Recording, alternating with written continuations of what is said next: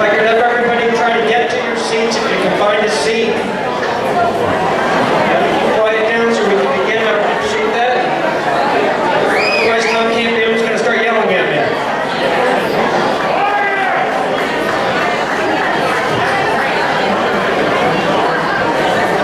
Good evening, everybody. My name is Tom Carroll. I'm chairman of the Lehigh Valley Tea Party, and I, along with the board,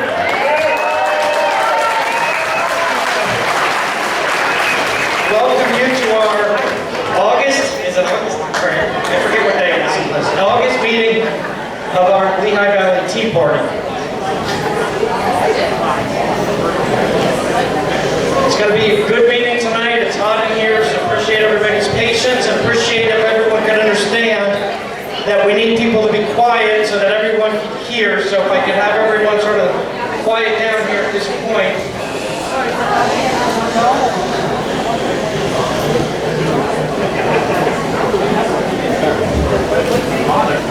So if I could have everyone silence your phones, and if you could join us in a prayer here tonight. Of course, get open, you need the glasses. Almighty God, bless this, our land and nation, and may we be defended by justice, good laws, love amongst ourselves, and good neighborliness. Guide, guard, and protect us from fear, confusion. Oh, I just spilled the soda, sorry about that. Guide, guard, and protect us from fear, confusion, natural and man-made calamities, and all wars, except the war of fighting evil. Lord God, help our citizenry to be more patriotic to this country, and to make us all aware of our rights, our duties, and responsibilities as we endeavor to propel our nation to the future. God, our Creator, make all the people of this land know that you created them and that you have a will and that you would like everybody to fulfill the will that you have for us while we are here on earth. Help us fathom, discern, and know clearly your will. We pray these things through Jesus Christ, our Lord and Savior. Amen. Amen. I'd like everybody to rise and join us in a pledge of allegiance. Pledge allegiance to the flag of the United States of America and to the republic for which it stands, one nation, under God, indivisible, with liberty and justice for all. I got it. You can stay standing for the national anthem. Martina McBride. Can you see by the dawn's early light what so proudly we hailed at the twilight's last gleaming, whose broad stripes and bright stars through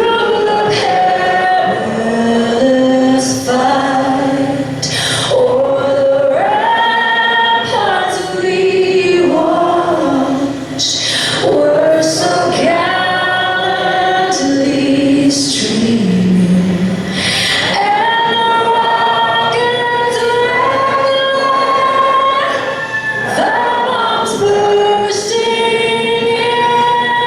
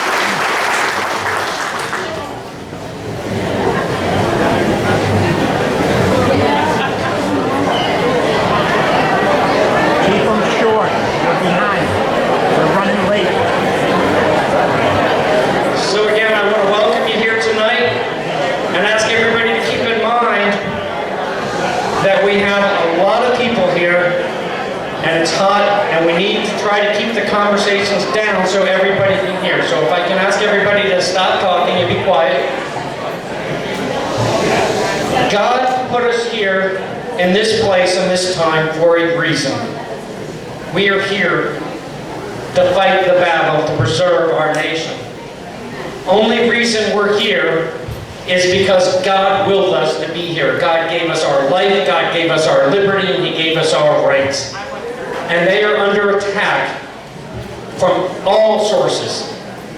And I think what we need to understand is that the biggest enemy that we, the people, have, believe it or not, is the Republican Party establishment. And that includes the local county parties to some degree. There's many good people that work in those county parties that are trying to do a good job. And we have some great local candidates in this cycle that we need to support.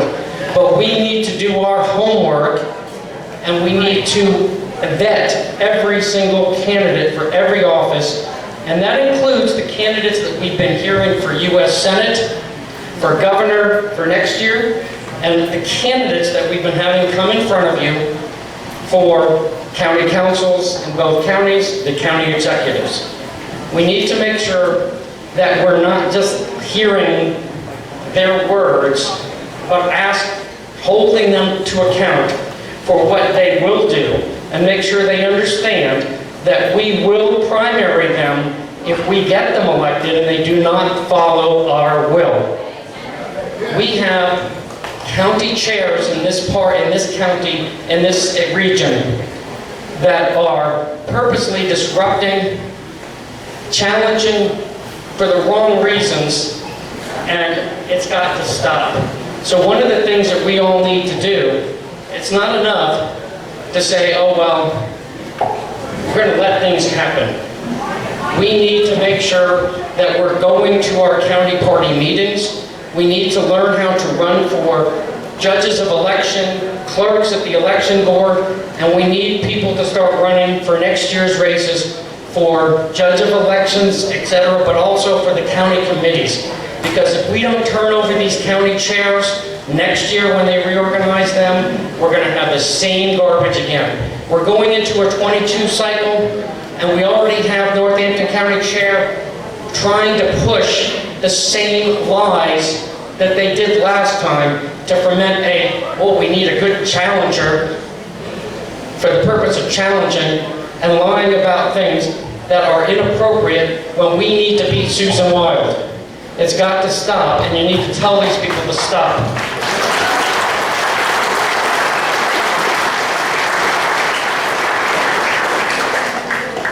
You may know that we're facing so many battles, and so many of you have been so good to communicate with us about what are we going to do about critical race theory, what are we going to do about our school boards, what are we going to do about medical freedom, what are we going to do about the mask mandates and the vaccine passports. Well, it's not going to rest on the people that we have come to speak to us, although we do ask that they help us in this process. It rests on us. We will stop these mask mandates and all this garbage. It will stop when we tell them to stop. How do we do that? Well, we have forming committees now we have formed committees now in our Tea Party for medical freedom, for school board and education stuff. And we need you to start hearing from these committees about what they're doing, how they're engaging with the community, with the school boards, with the elected officials, etc. So keep in mind that we're going to go forward after this meeting, and we're going to start hearing from us on these issues about our committees for all these issues that we're talking about here. So I know I've rambled a little bit today, but Tom's going to yell at me here because I know he keeps a tight agenda here. But the other thing that I wanted to say is that Tom Campion's birthday is what day? Monday. And Andrew has a little card that members of our board have signed. I can tell you, Tom Campion is our former chair. none of this would happen. He is so indispensable to this organization, and I can't tell you how much I appreciate the relationship I've had with him and all the work that he's done, and thank you, and God bless you, and happy birthday.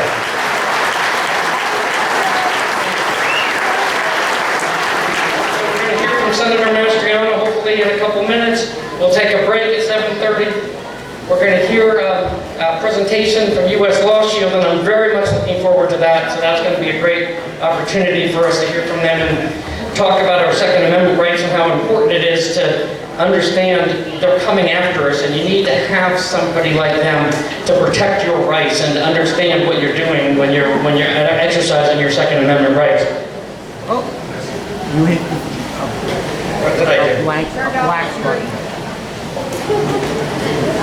I did it. Okay, there we go. At the top, right. All right. So if you paid your 2122s, please pick up your name tag from the table in the back. If you're not currently a paid member, please join. Forms are on your tables. You can turn them in at the membership table. Which is over there now. How many people are here at the Lehigh Valley Tea Party for the first time?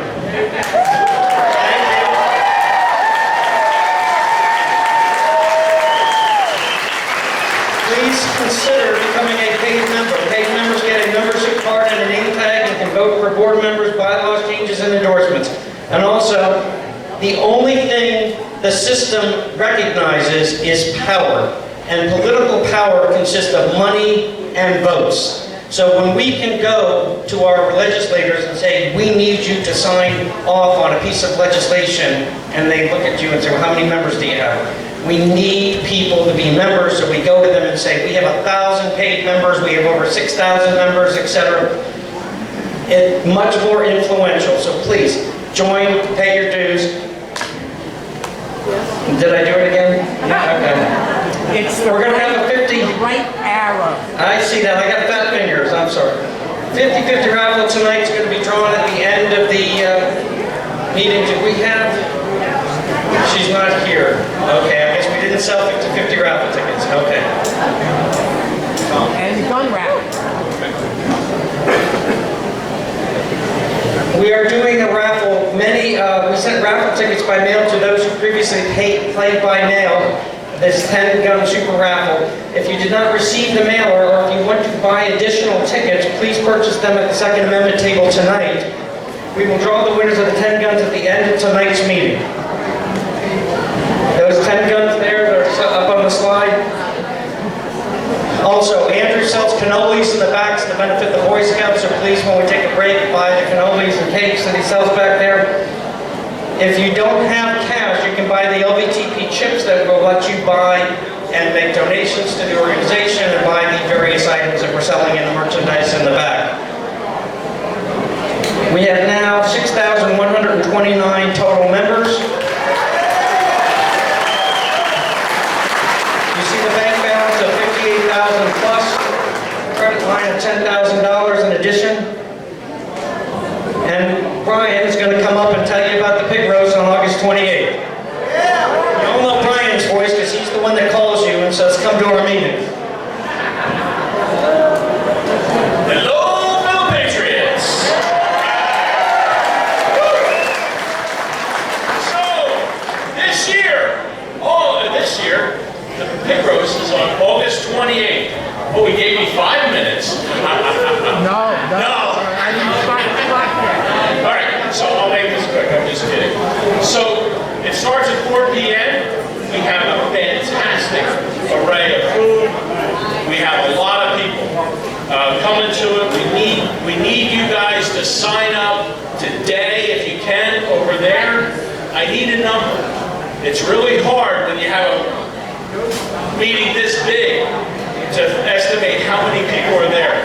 So please, sign up. If you can't sign up tonight, sign up online. I need some numbers so I get an idea how many people are going to be there so I know how much food to get. All right? So it's rain or shine. We have a huge pavilion there. But if you want, bring a chair. If you want to spread out, you can bring your own chairs. It's a beautiful park. I don't know if these got on the table, but here's the flyer.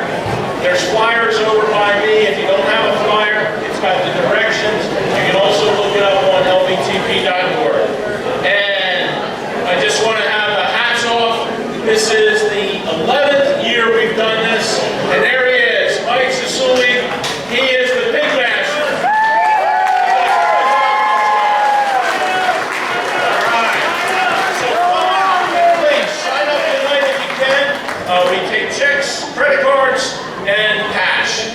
All right? Thanks a lot. It's $30 a person, $50 a couple. We're gonna have beer and wine at it too, so it's a lot of fun.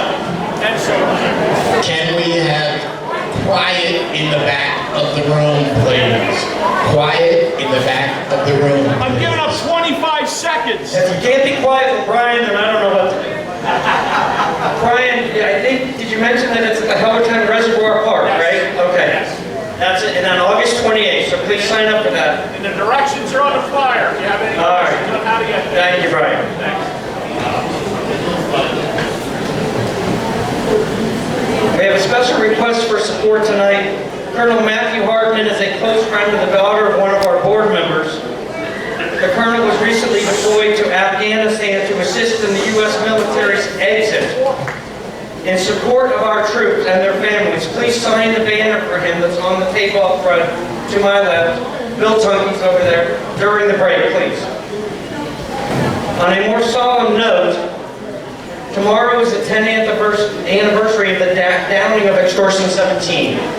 Many of your long-term members, you know Charlie and Mary Strange, as they've been friends of ours for many years. They lost their son Michael in the single greatest loss of Special Forces life in U.S. history on August 6, 2011, 10 years ago. Please join us now in a moment of silence for Michael Strange, the 30 warriors of the SEAL 16, and those who lost their life in the Tangi Valley, Afghanistan on August 6, 2011.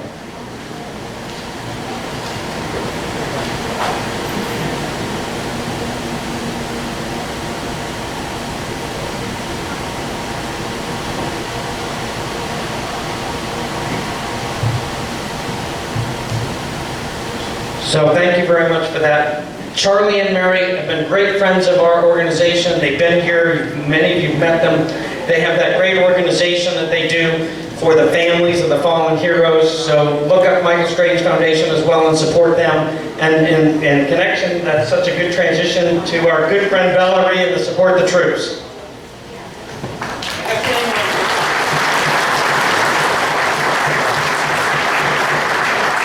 Okay, as Tom said, my husband Blair and I support our troops, and we have a lot of new members here tonight. And you don't know what we do? Well, we send free care packages to our military, and you are our liaisons. I need you to find out your neighbors, your friends, your neighbors' grandchildren that are serving. Come take our business card, and then get their address, send them to us. No strings attached. This is what we do. It's our way of giving back. So I was thinking today, why do we come here every month? Why do we do the things we do? Why do we join organizations like the Tea Party? Why do some people run for political office? Why? And my answer came to me, is because we care and we want to make a difference.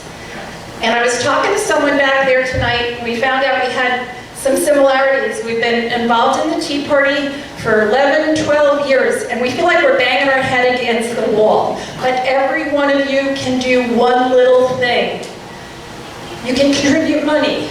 You can show up somewhere at some of our rallies. You can sign the banner over there. I had a young man today, he said, here's some coloring pages. Please give them to our Marines.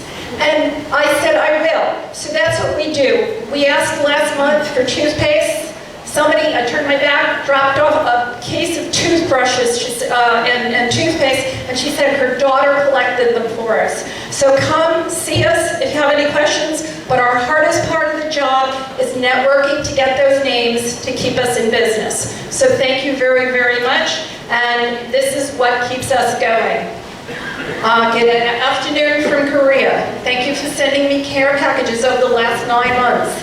They have been wonderful, and my soldiers have truly enjoyed them, especially the letters from the elementary students. And we also have stationery back there if you too want to write a note for yourself. I come back soon, so no longer will be able to receive these packages. I am very respected, Nathan Kramer. So, with that being said, anybody interested in golf? The Gold Star parents have an outing September 11th, and they support us because we support them. So do your bit, do something. Doesn't have to necessarily be us. Join the committee here, just do something. I thank you. God bless all of you, all your family. God bless America. And I'm on time.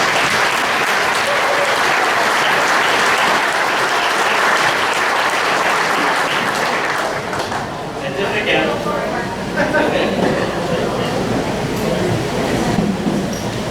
I want to acknowledge some special guests here today, and they include some people that have stepped up in a very ugly time to run campaigns. As many of you know, I ran a campaign for District Attorney of Northampton County 2 years ago, and I thought I knew how ugly politics was, and it was disgusting and beyond belief, and it's gotten 100 times worse. So for all those people that are running for office this year, God bless you and thank you. And I just want to acknowledge those that I know are here, and if I miss anybody, I'll have you, what I want you to do is, when I mention your names, is to stand up. If you live in their areas, meet them at the break and talk to them and get to know them and try to support them if you can. Okay, I've got no particular order here. Fadi Salam, he's running for Whitehall Claflin School Board. Andy Roman, Whitehall Township Commissioner. Andrew Capone is running for District Magistrate Judge in Bethlehem Township, Northampton County. Marjorie Colon running for Lehigh County Commissioner, District 4. Marjorie, where are you? Okay, thank you. Nicole Romanishin, Northampton County County Council. I know she's here, I don't know where she is, but if you live in these areas, she's back in the back, see them. Also, James Jones, a good friend of mine and all of us in the Tea Party, running for Lieutenant Governor of Pennsylvania next year. Rachel Vermillion, if I mispronounce the name, I apologize. Rachel's running for East Penn School Board. I also want to acknowledge that we have Dean Browning here, who ran for Congress previously, but he's also a former board member, and he's also the current treasurer of the Lehigh County Republican Committee, and I'm thank you for all the work you've done. Everybody else running for office? Oh yes, Tim. I saw Tim and he waved to me. Tim Ramos, God bless you, and he's running for Allentown City. You know what everybody says about Tim Ramos? He can't win because he's a Republican. But guess what? We're going to win, and he's going to become the mayor of Allentown with your help.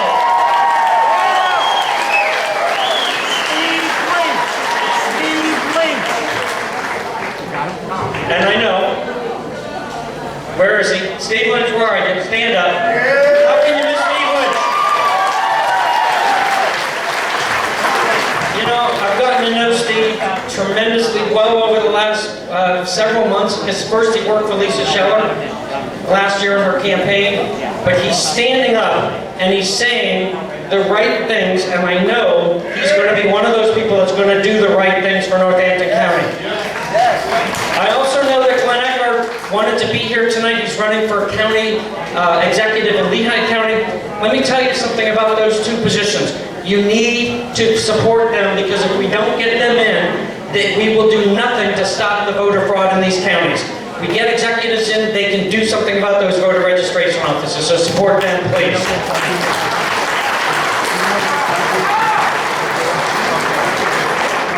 What's your name? Go! Okay, what are you running for?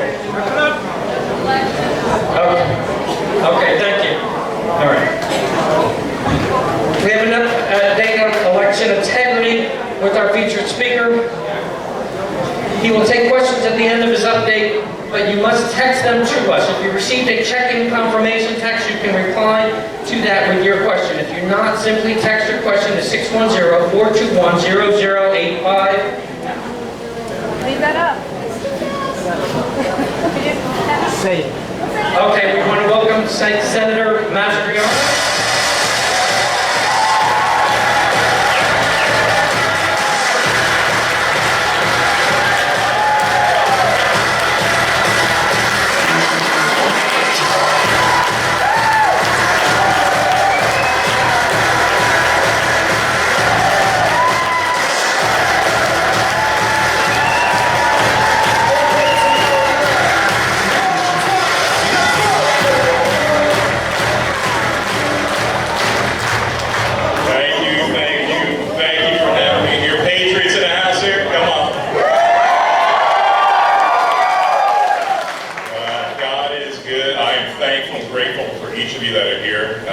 dark times for our country, right? And it hasn't just been this past year. Remember when COVID came around and our freedoms, great to see you, Jackie, our freedoms are snatched away. But we stood together, right?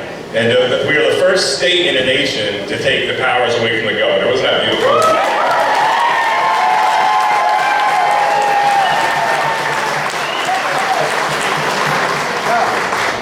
That's a little scary. That's all those experimental shots I got in the Army. Yeah. Thank you. Wow.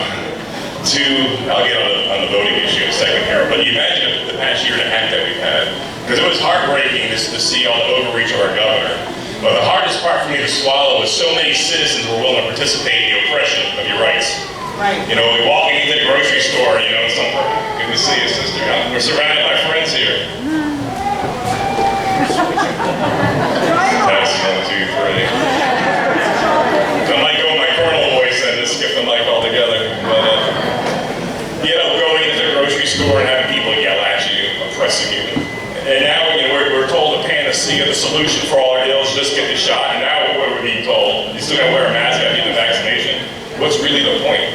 Not a vaccination. And then one hospital, at 70-some% of the patients had the COVID shot already, and had COVID in the hospital. I'm kind of like, come on, man. That's the only worthy thing out of Joe Biden's mouth, right? Come on, man. You see when he landed in England last month, he's like Forrest Gump wandering around, and Jill's like, Joe, pay attention. And like, I wonder if Vladimir Putin is thinking about that, right?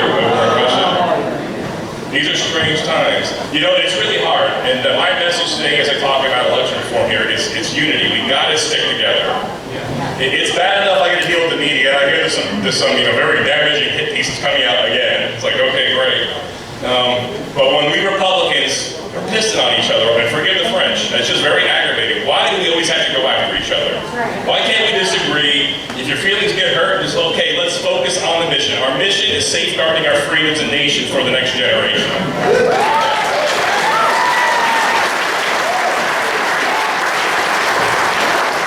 It just drives me crazy. And it's like anything we do, you know, many of us have taken risks. And first and foremost, the veterans. Can I see your hands around the room? Give it up for our brothers and sisters.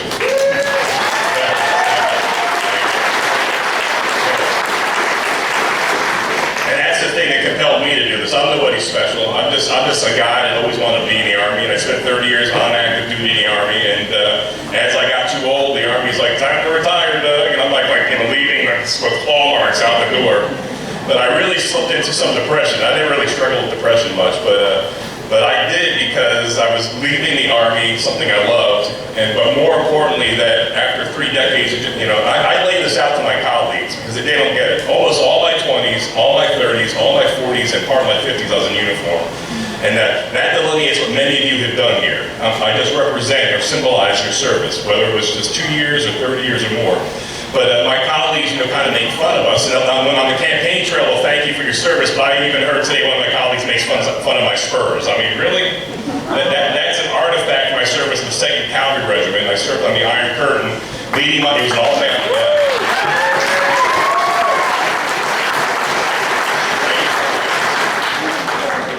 Oh, we need your vote. Thank you for your service. But when, you know, behind your back, they'll stab you. That's why we have a lot of problems in our party.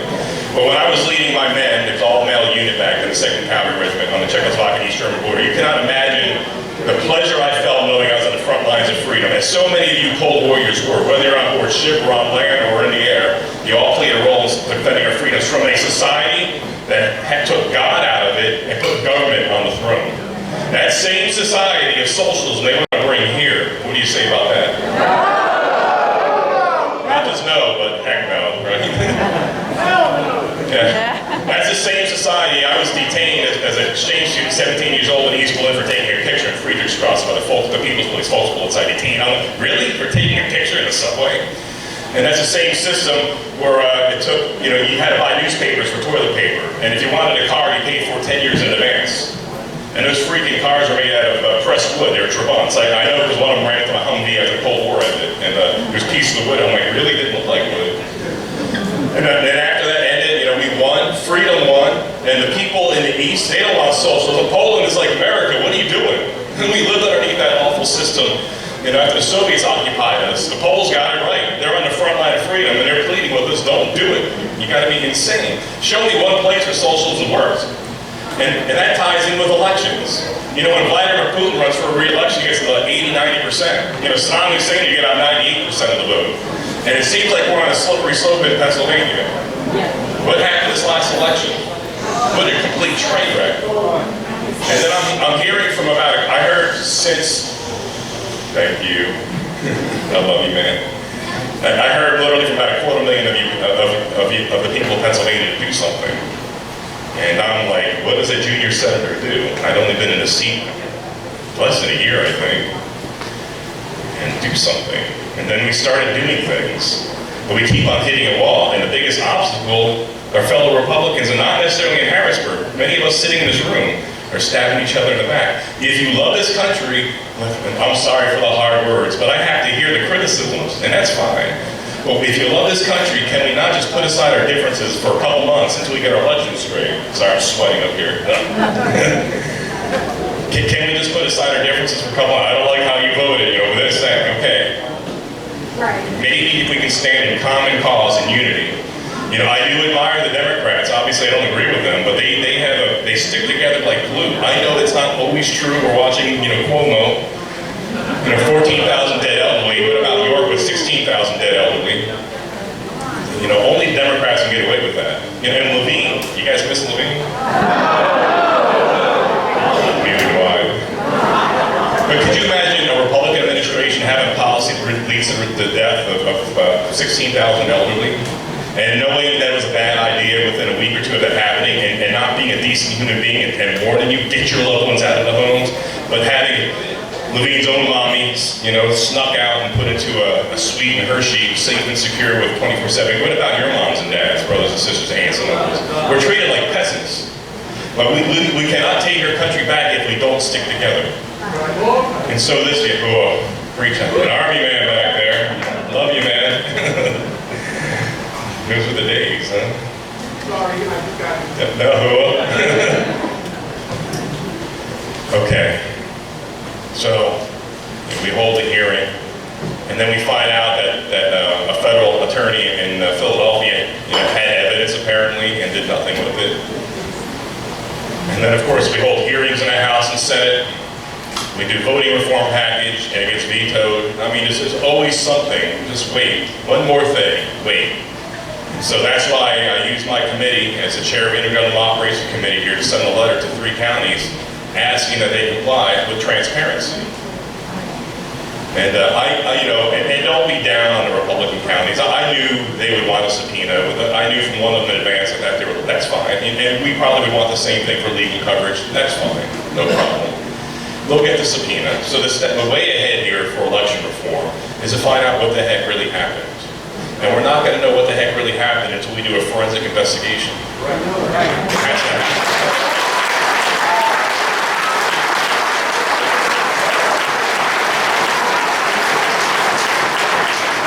And so, when I went to Arizona, and going to Arizona in June, is not for vacay, right? And I knew right away that if I spent a plug nickel of taxpayer dollars, that would be the story. The media is going to find some spin anyway. They're not working with the people. They don't care about truth. They have a political agenda. Most, not all. And it's really troublesome to me that we didn't have a media one time that cared about election integrity. The reason why the election in 1993-94 of state senator Bruce Marks was overturned by a federal judge because the Philadelphia Inquirer actually did investigations and found so much cheating in Philadelphia, it flipped the Pennsylvania Senate to Republican. It was a big deal. It was huge. What happened to those journalists? So I'm told that what happened is the big lie. Huh? From the same people who told us about Russia for 3 years? Really? With a doctor dossier that was a piece of crap. It was an intel. It was a novel. It was a paragraph of fairy tales. Same people, Mastriano was advancing the big lie, baseless claims. What? How can it be baseless if you guys haven't investigated anything? And so how does that help our country when we have viable, real concerns in Pennsylvania that something went wrong? You can't tell me otherwise. And until we have an investigation into these allegations and into what happened at the election box, none of us are going to be convinced. So we need to find the truth. Jesus said, "You shall know the truth, and the truth will set you free." So what is Wolf afraid of? Right. What is Shapiro afraid of?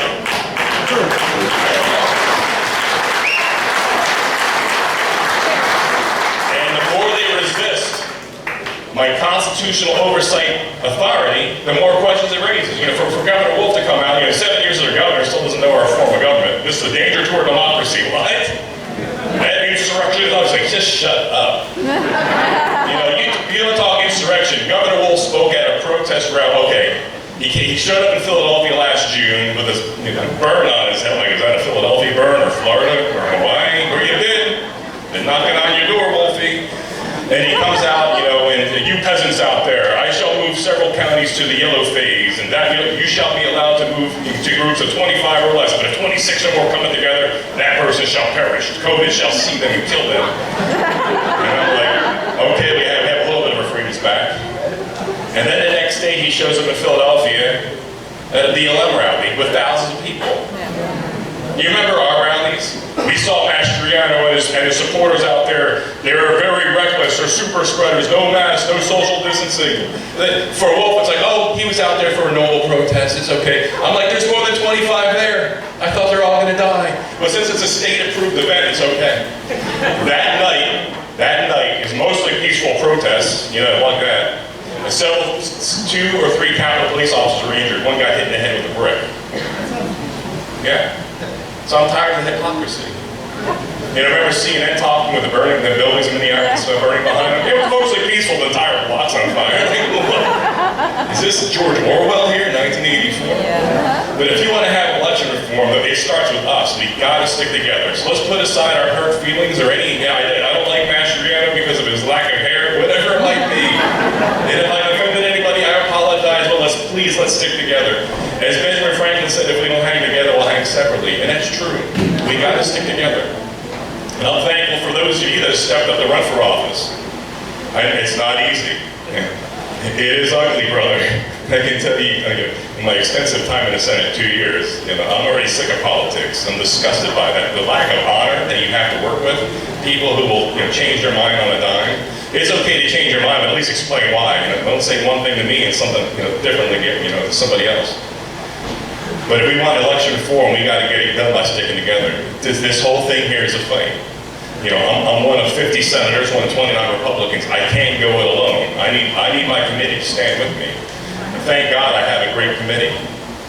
But without their vote, the subpoena can't happen. So what's the next step here? You want an update. The next step is once we can get a quorum, have 6 of my 10 members that are able to come in. People have stuff going on, just as I do and you do. As soon as I get a quorum, we'll meet, we'll discuss, and then vote on issuing the subpoenas. And that's the way our constitutional republic works, right? Not democracy. It's really bothersome to me, our Attorney General, with his juvenile name calling here, won't do his job. That we have a serious issue in Pennsylvania, and by not looking into the claims and allegations and the evidence, will never clean up the state. And this state should be the model of free and fair elections. This is where it all began in 1776. So many people suffered and died for this country, for this freedom to have an equal voice, an equal share in our government. And all of us that have been around for more than a few years know the maxim in Philadelphia. If you're running for state office, you better get 3 to 5% more votes than your Democrat opponent because of the cheating in Philadelphia. Everyone knows that maxim. So why suddenly do I have to hear from colleagues on the floor of the Senate, there was no fraud in this election? I'm quoting them. How could you look anyone in the face? There was no fraud. What? Well, first off, how do you know? A state of 13 million people, no fraud? What about what we saw happen in Philadelphia and Allegheny and elsewhere? So we're just going to blow it off. And so if you don't have faith and trust in the system of government, that you don't believe that you have an equal share, you're not going to vote, and our constitutional republic is sunk. But the worst thing you can do is not vote at all. If you stand aside, you're just part of the problem. And then I'd say stop complaining about it, because you're not helping us at all here. So we need your active involvement. So if you want to see this forensic investigation, it's a different term than Arizona, but we're using the legal authority that I have in Pennsylvania. That's what our Constitution says. Our Constitution is a bit older than Arizona, so you obviously got to use the legal language that I'm empowered with. But it's a forensic investigation. So what is that going to look like? Obviously, it's got to start with the ballots, and it can't be a recount, because a recount is garbage in, garbage out, right? You know, and we do have the preliminary results out of Arizona, and there's a lot of problems just on looking at the ballots. But okay, what did I see in Arizona, and what do I want to see happen here? It starts with the ballots. And first off, you have to see if the number of ballots from each county delivered or presented equals the amount signed off by our Secretary of State. We know there's a problem already. Representative Frank Ryan, who is a master of his field, has confirmed that we have 120,000 voter deficit. 120,000. More voters than votes recorded. 120,000. And how many did Trump lose by, reportedly? 80,000. So that's just a starting point. I bet you when we get into some of these counties here, we're going to see major disparities, that the number of hard copy ballots on hand are not going to match what's in the SURE system or what's been recorded and signed off. And that's where we start. Step two, of course, is forensically analyzing the ballots to see if their ballots have been copied, you know, or were they hand-filled in. And it's so, you can imagine, copied, it's pixels, it's squares. If you zoom with a magnifying glass, as we use photographing each ballot, you can see if it's copied. If it's copied, that ballot is in question. The paper, the mail-ins where they fold it, I mean, there's stacks of ballots, I'm told, I haven't seen them, that have no folds in them. Like, well, how the heck did you get them in the mail? So, yeah, I may have been born at night, but it wasn't last night, right? But the idea that there was no fraud in Pennsylvania, if you believe that, I got a bridge in Brooklyn I'm going to sell you. You know? Seriously? Come on, man. Anyone that says that's a lying, dog-faced police soldier. Pay attention, Joe.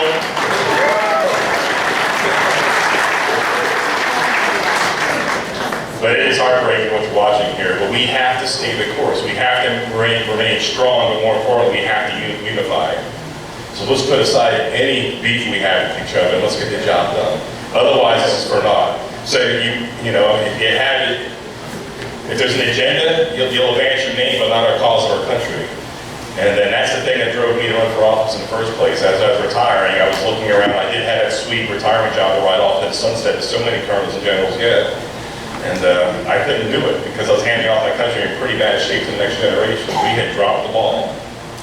So when I was sworn in on 10 June 2019, I had no idea the battle that would be ahead. I never imagined in my wildest dreams that our basic freedoms would be under assault and that our very election would be questioned.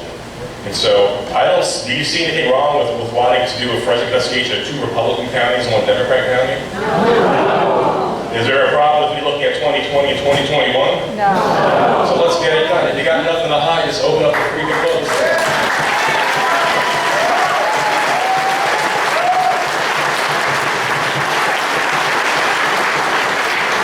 So thankfully, I'm not alone. I mean, look at this room here. This is absolutely incredible. So what do we do? Yeah, what do we do?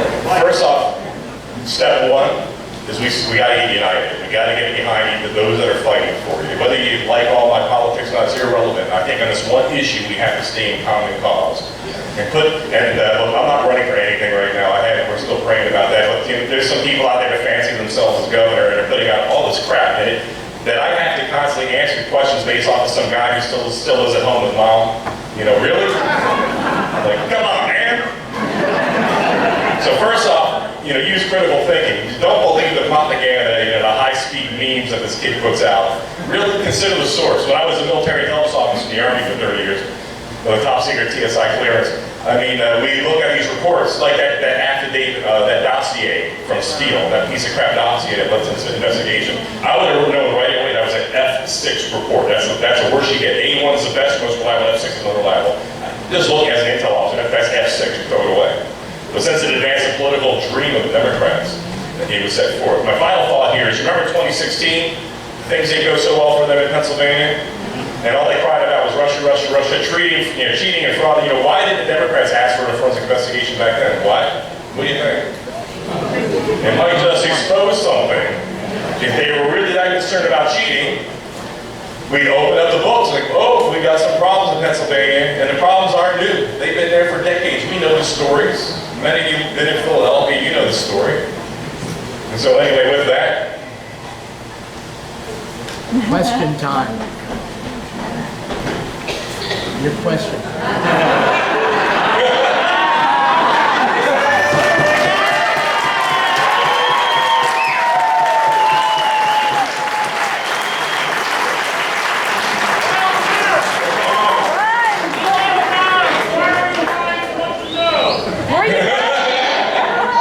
that's fantastic. I love you, man. So, look, I'm not a politician. I'll just tell you straight up where we are. Remy and I are seriously praying about it. We don't know yet. And, we're waiting to hear from God. Hopefully, doesn't sound weird to some of you people. Looking at God, let's speak to people in different ways. He wants to speak to you. And so we're still praying on that. And I think, for me, and just bear with me. If you're not a Christian, it doesn't matter. Just bear with me. It doesn't make sense that we haven't heard from him on this yet, because we need to get this forensic investigation on, right? Otherwise, really, what's the point? I hate to sound fatalistic, but let's get this moving. This is going to be a long and painful process. Maybe down the road, we will we'll hear from God. But here's something in the back of my mind. God is always looking for modern day Gideons and Esthers, right? And so if you get the call, and many of you have, if you don't run for office, there's always a consequence. So if God is moving in your heart for you to do something, you got to do it. Otherwise, there's a consequence. Yep. And so thank God Esther had this great courage. I like to say when people want, hey, what do we pray for? The courage of Joshua, maybe the courage of Esther. Because when she was confronted with the challenge, if you don't do anything, Esther, your people will die. What did she say? I'll go to the king, and if I die, I die. Like, whoa. She's a hero. And anytime you get the calling, it's not going to be easy or fun. You're not going to feel comfortable doing that, but you might just be the man or woman for the job. Yes, you are. So Remy and I are still praying on that there, and we'll keep you posted. Well, if we get the call, we'll do a big event, and it's going to have to get people's movement. It's going to have to get all of this.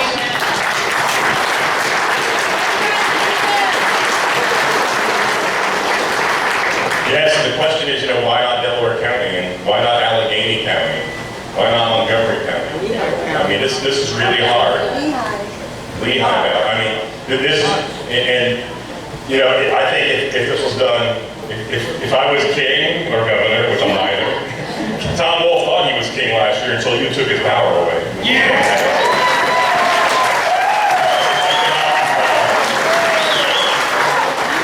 As a digression, we worked so hard to pass 836. I don't know why it was so hard, and I like to quote John 836 about freedom. If Jesus set you free, you're free indeed. Bill 836, it passed. And then what happened after that? The governor vetoed that. And so a constitutional referendum happened. It was rigged against us. The governor's people put it in language that you couldn't understand. Right. But you got the word out, you got the word out, you got out and voted, and you took your power back. The first state in the nation to do that. I could not be prouder.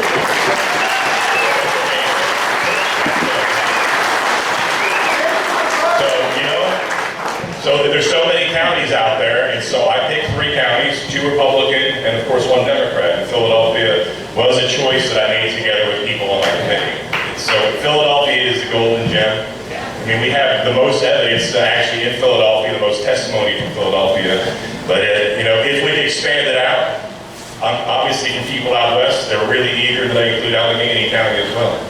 So we'll see. Let's get it started on these first 3 first, right? Got to start somewhere. The machines. Yeah, I'm with you. So what happened there, of course, in 2019, Governor Wolf came back from his governor's meeting in Las Vegas, Nevada. You remember that? 2 summers ago? You guys remember that? And he came back to the governor's meeting with other Democrat governors, and the Democrats, they keep secrets. It's so funny, I can't meet in public without being in the papers the next day, whatever we talk about. The Democrats are very disciplined. And he decertified all the machines in the state. Remember that? Montgomery County had just bought brand new machines a few months before. And we're like, how the heck are we going to pay for this? And so how many counties of those were Dominion machines? 14. And so I'm of the mind, look, we have all this technology, and there's routers, and there's counters, there's all kinds of machines. If you look at my requests to the counties, it's not just, so there's two things that we're looking at here, of course. We need to review the ballots, and then we have to, after that, look at the equipment at some point. And that list has like 20 pieces of equipment on there. And you have seen plenty of evidence that these routers go online, that's a problem. If there's a problem with the software. Fulton County in South Central Pennsylvania, by my district, they willingly opened up their books for an audit, not a forensic investigation. And what happened after that? The Secretary of State decertified their machines without even looking at the machines. Their machines were not tampered with. You know, there's some ridiculous notion out there. How would it look, you know, prying open voting machines, you know, before the election in November? No machines are going to be pried open. You don't need to do that. That's utter nonsense here. But do you trust these machines? No. You know, I don't. And how do we know what's inside of them if we don't do a forensic investigation? So let's start off with the ballots, part one, and after that we'll have to look at the equipment. But in the end, you need to know what happened. Look, if nothing went wrong, let the chips fall where they may, right? But I'm going to tell you, we're going to find some issues. We're going to need to get it right. And so that's where it all starts. We're finding out what happened. You know, and Jesus said, you'll know the truth, and the truth will set you free. Thank you for your time here. God bless you guys.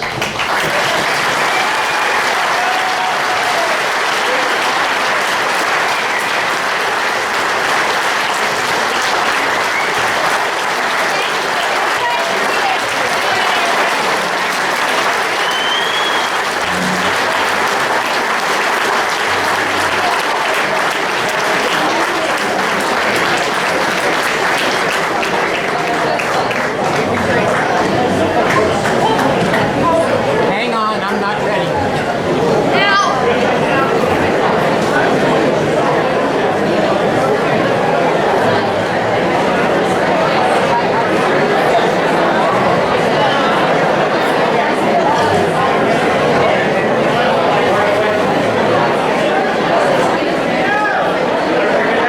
Everybody's attention, please. I want to thank Senator Mastriano for coming tonight. He will answer some questions, and I think he's going to stay around a little bit here, so we're going to have a break in a little bit here, so maybe you can talk to him at the break. But we have a lot more to accomplish tonight, so if I could have everyone's attention, if we could quiet down so everybody can hear.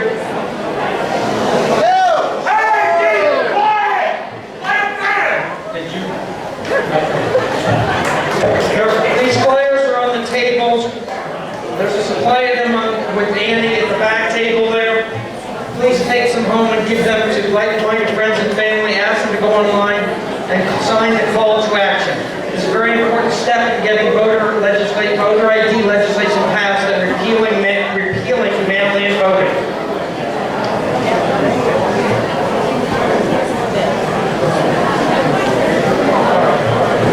So we need your donations. There are donation buckets on the tables. Please help us pay for all of this. Put your money in the donation buckets. If we need to pay for this, we need about $5 to $7 per person. If you're short on cash, you can use the LVTP chips. If I can have everybody be quiet, please. Thank you. We'd like to introduce you to our coffee break sponsor, the Lehigh County Republican Committee. Many of you know Dean Browning. Dean.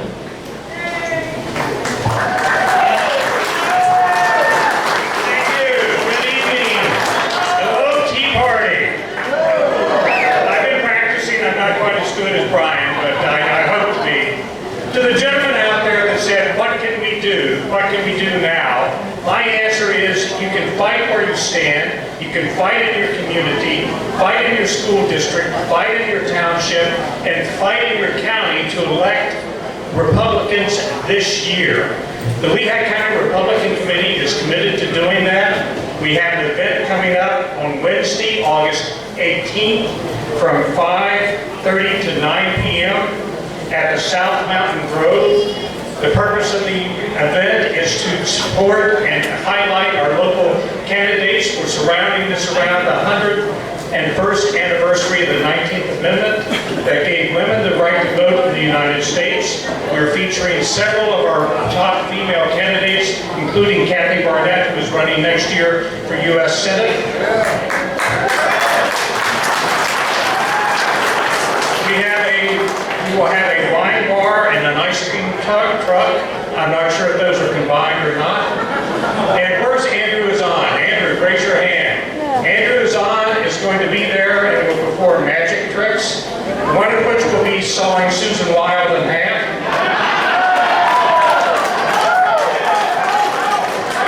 And the other will be making Governor Tom Wolf disappear.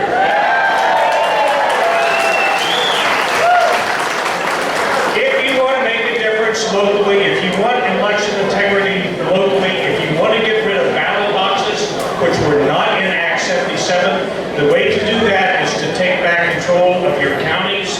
The county executive controls the Board of Elections, who determines whether ballot boxes will be accepted or not. If you want to make a difference next year, take over your counties, come out and help support the Lehigh County Republican Party as we work to do that in Lehigh County. Thank you.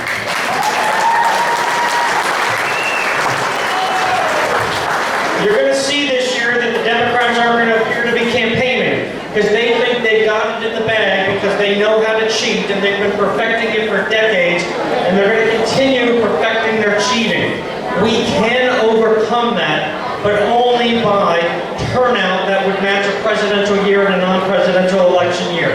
So please, we need everybody to be working from this moment on. So it's break time now. We'll see you in about 10 minutes, and we're going to hear from U.S. Law Shield, and that's going to be a great presentation. So please stay with us.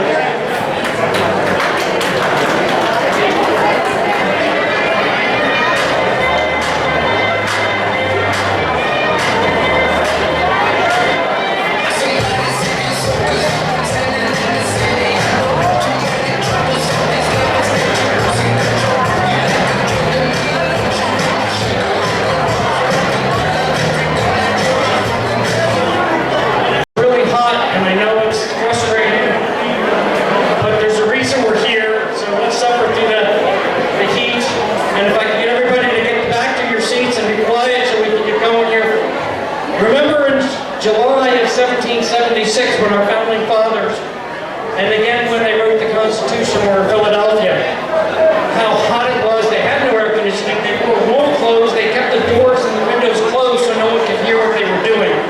They suffered through that, so this is minor compared to what they did for us.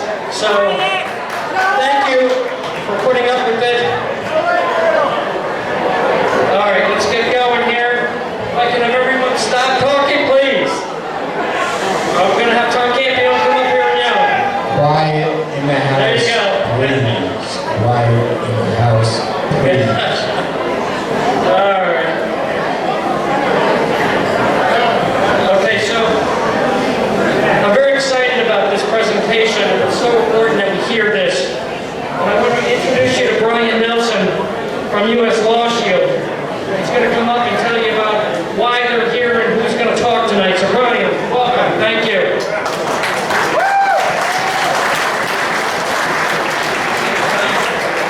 Thank you everyone very much. I'd also like to Get close to the mic. I'd like to make an announcement.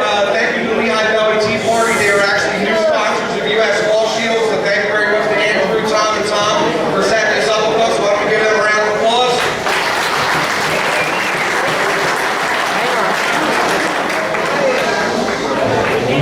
Quiet in the back, please. We need quiet in the back, please. Thank you.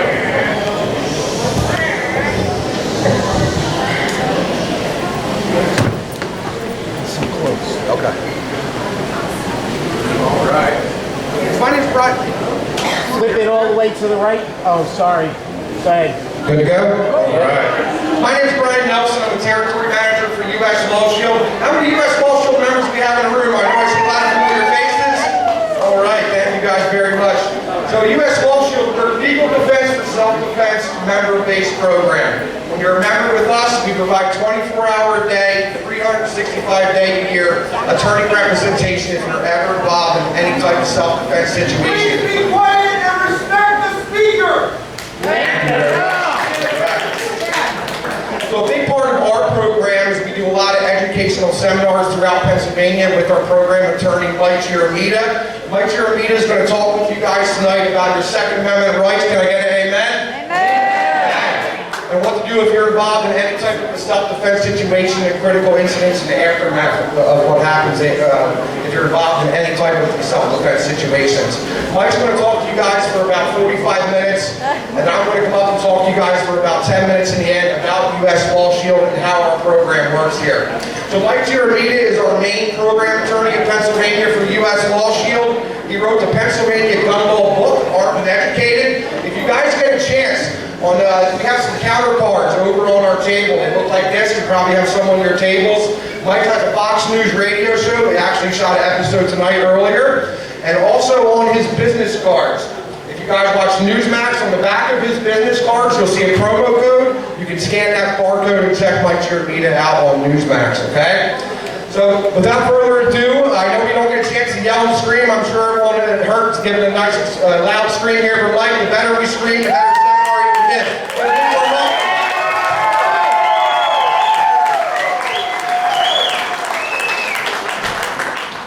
How's everybody doing tonight? Good! How about Senator Mastriano? Why don't we give him another round of applause?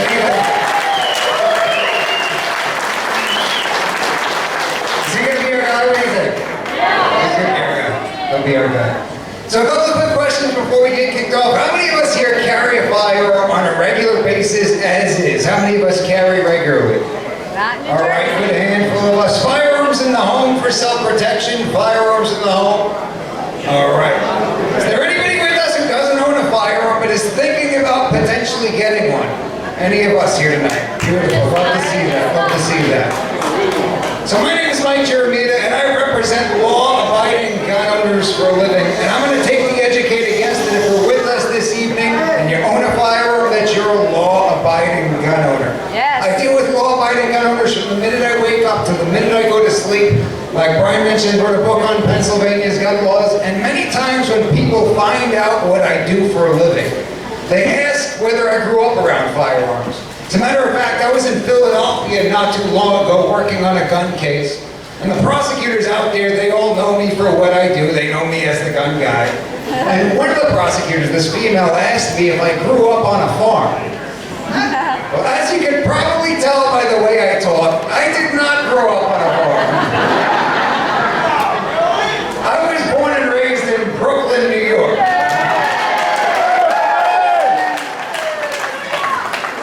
And although I represent law-abiding gun owners for a living, I always tell folks that being raised in Brooklyn, I had no idea what a law-abiding gun owner was.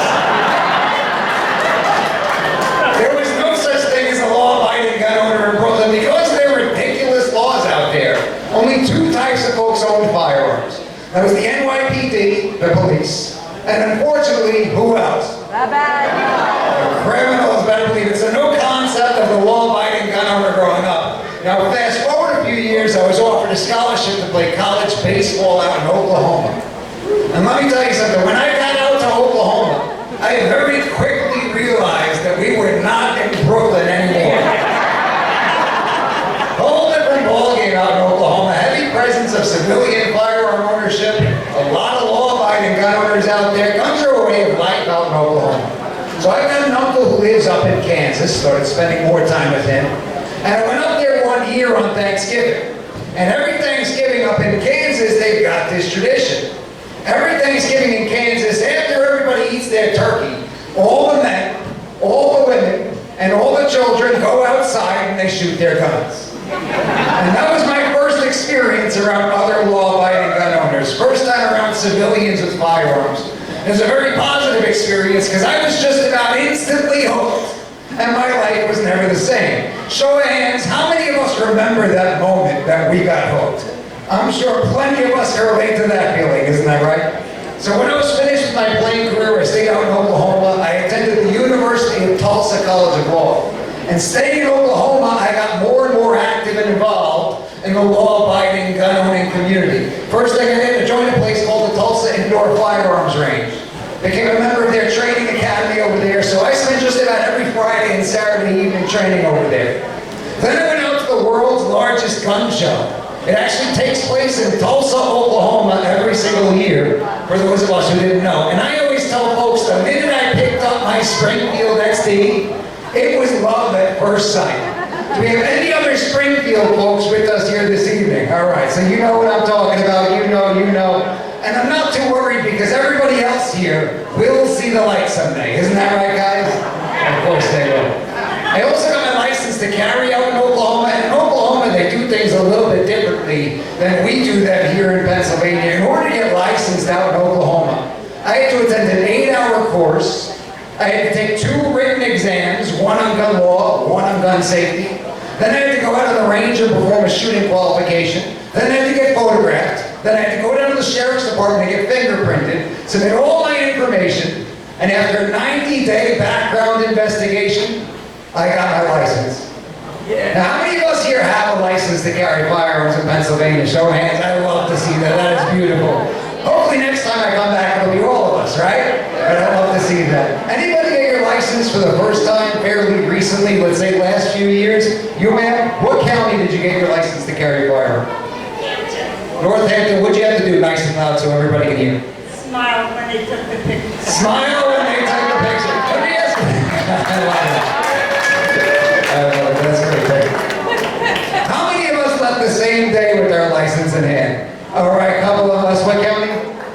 Carbon County. That's the experience I had when I first moved to Pennsylvania. When I first got out here, I lived in the Harrisburg area. I now reside in northern Chester County. But I lived out in the Harrisburg area, and I was at the courthouse working on a case, completely unrelated matter. And the judge was being cranky, as they sometimes are. So the judge sends everybody to lunch. He goes, everybody out of my courtroom, everybody go to lunch. I don't want to see anybody back in my courtroom for another hour. So I figured it was perfect timing at that point because I could just walk downstairs to the sheriff's office. So I walked on down, started to fill out my application, and the deputy sitting there asked me, she said, well, how long do you plan on being in the courthouse today? And of course I started to complain. I told the judge to send everybody to lunch. I got an hour to kill right now. She cut me off and said, I'll have you out of here in 15 minutes. So once I finished my application, I handed it over. She ran my PICS check, which is our background check here in Pennsylvania. Everything cleared. So I got my picture taken and left that same day with my license in hand. Now, legally speaking, they've got up to how long to either approve or deny that license. Does anybody know? 45 days. They've got up to 45 days to either approve or deny that license. Philadelphia has always been notorious for taking 45 business days. And I'm sure we're all very surprised that they're taking longer to do things in Philadelphia, right? Everybody here is completely shocked. But either way, it's a lot different than it was out in Oklahoma, which surprises quite a few people. You know, a lot of folks think with us having Philadelphia and Pittsburgh that it would be the exact opposite. Or some people think Oklahoma is the Wild West where anything goes. But I like to remind folks of the way we've got things out here in Pennsylvania, but we can't rest on our rights. They started a new system towards the beginning of the pandemic out in Philadelphia. We've seen it trickle into some of the other counties. And basically what Philadelphia did was this. They said, we understand we've got our 45 days, but you can only apply for your license to carry firearms in person by appointment. Can't send it in the mail, can't do it online, can't send it by email. You can only submit your application in person by appointment. And you, sir, your appointment to submit your license to carry firearms application in Philadelphia is in April of 2023. So come on back in April of 2023, and then we'll have our 45 days. Obviously, completely contrary to the letter and the spirit of the law. So some gun owners organizations sued them. Gun Owners of America got out there, and ultimately they've since reversed course. Here's the problem, though, and this is why everybody needs to pay attention to this. It's still trickling on. We're still seeing the effects of this. They understand, these anti-gunners, that this all happens at the county level. The issuing authority is your county sheriff or chief of police in the city of the first class. And ultimately, they know that in order to fix all these counties, if all these counties take this same position, you got to sue each and every individual county so they know that there's a fight ahead of us. So let's stick together on that one. But either way, it's a lot different than it was in Oklahoma. That surprises a lot of people. I tell you what, when I finished my legal education out in Oklahoma, I decided to move back to the East Coast, and I realized it was not an option for me to move back to Brooklyn. It was not an option for me to move back to Brooklyn. The reason being, I got used to owning firearms, and I got used to carrying everywhere I could legally carry to protect myself and to protect my loved ones. And I was not willing to give all that up just by crossing some imaginary line and moving back to Brooklyn and having some tyrant tell me that I'm not allowed to protect my family. That's right. That their lives are worth more than ours. So I did, thank you. So ultimately, I did what any rational human being would do in that situation, right? Not knowing a single soul in Pennsylvania, decided to move out here, begin my practice in Pennsylvania specifically so I could continue to exercise my Second Amendment rights. Now, obviously, obviously this is something I care very much about, so I decided that this is where I wanted to focus my practice of law, protecting our Second Amendment. I was very fortunate early on in my career years ago to represent U.S. Law Shield in their lawsuit against the city of Harrisburg for their illegal gun ordinances. Some of you may remember that one. And from that point on, I spent my entire career fighting to preserve and advance our Second Amendment. Now, I think it's beautiful that everybody's on out here this evening. Let me tell you something, this is magnificent. You figure this time of year with people being out of town and on vacation, it would be tough to put together this kind of event, but we are absolutely packed to the gills with patriots in this room. I love seeing it. I love seeing it. I'll tell you what, I love getting a chance to be at these types of events, I really do. You know, I spend a ton of time in court during the week, love coming out to these types of events, and I love coming out to these events for a few reasons. First of all, I happen to like talking about guns. How many of us like talking about guns? I should see everybody's hand right now. Come on, who doesn't? Who doesn't? As a matter of fact, if you don't, get out. Am I right? I also love talking about the law. Definitely a passion of mine. But really, most importantly, I love getting the chance to be around other patriots, gun owners, and Second Amendment supporters like yourselves. I think it's safe to say we're generally like-minded people, and we're definitely now more than ever a very close-knit community with how much our Second Amendment is under attack. So I want to thank every single one of you for being here this evening, and I especially want to thank the Lehigh Valley Tea Party for having us. We appreciate that. Now, before I dive into the law head first, I do have a couple of quick but very important questions for everybody who's with us this evening. How many of us in this room, God forbid it came down to it, God forbid, would be willing to use a firearm to defend your own life or the life of a loved one? How many of us would be willing to do that, God forbid it came down to it? Looks like quite a few of us. And many of us who maybe haven't made that decision have thought to themselves, well, maybe I'm not a gun owner at this point in time, but I'd be willing to use a baseball bat or a kitchen knife or a table lamp or anything I could if some vicious, vile animal of a human being was trying to harm or even kill someone I love in this world. I think that shows a whole lot about you if you've made that decision and you've thought about that. It shows that you've taken some level of initiative and responsibility when it comes to your safety and the safety of your loved ones. Shows that you're not going to rely on the government to protect you and your family, are you? No. Love it. And when you've made that decision, you've taken that time, I think we could all understand that things like initiative and responsibility, they're becoming increasingly rare in the world today, aren't they? And now more than ever, I want to be around other law-abiding gun owners. I do. If I were around, I want my family members to be around other law-abiding gun owners. Because I think we could all recognize that we do live in a world that's changing, right? This ain't the same world it used to be, is it? If I had asked you that same exact question a year and a half ago, you probably would have given me the same exact answer. Having no idea what we're in for today.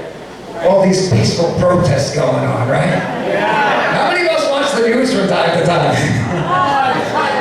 We try not to sometimes, but we see the kinds of things that are going on out there. So now more than ever, I want to be around other law-abiding gun owners. I want my family members to be around other law-abiding gun owners. But I think we could also all take a step back and acknowledge the fact that with being willing to use a firearm comes a tremendous responsibility. And there is no doubt about that. There is a tremendous responsibility that comes with being willing to pull that trigger to protect yourself or to protect a loved one. And if we're going to take on that responsibility, one of the most important things we need to understand ahead of time is when Pennsylvania law justifies the use of deadly force. And the reason is just about every time we pull that trigger, it's going to be considered deadly force in the eyes of the law. And people misunderstand this all the time, but deadly force does not necessarily have to kill somebody. Doesn't have to kill somebody to be considered deadly force. It's much broader than that. Because the way the law defines deadly force is any type of force that is readily capable of causing death or serious bodily injury. And I want everybody to think about that for a second. Readily capable of causing death or serious bodily injury. So there doesn't have to be a dead body involved. And it might even sound strange to some of us, but taking a .22 and firing at an attacker's legs can be considered deadly force just the same and no differently than the 45 center mass. Or hitting someone over the head with a baseball bat, right? Stabbing somebody with a knife. Running them over with a car. All readily capable of causing death or serious bodily injury. So if we've made that decision that we're willing to pull that trigger at all, we really need to have a solid understanding and a firm handle on when deadly force is justified.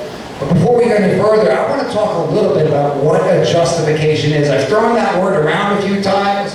I want to talk about what a justification is and how a justification functions in the legal process. You know, typically when we hear about defensive gun uses or defensive shootings, whether it's on TV or maybe we see them on the internet, we hear about these situations and we tend to associate them with that term, self-defense, don't we?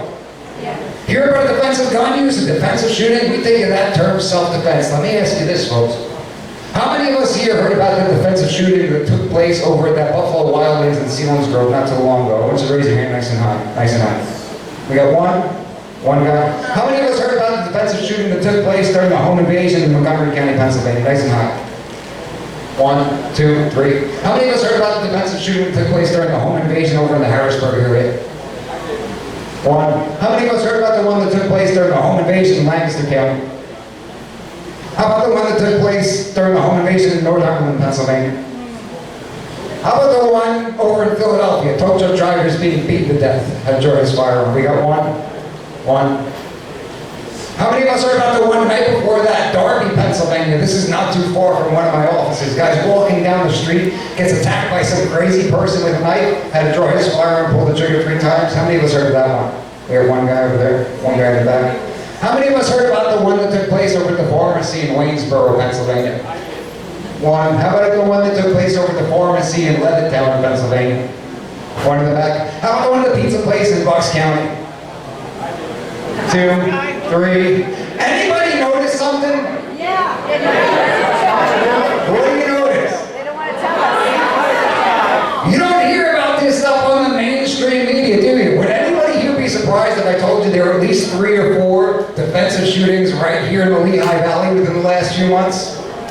How many of us heard about that stuff on the news? We got one guy who heard about it, nobody else, unfortunately. Let me tell you this.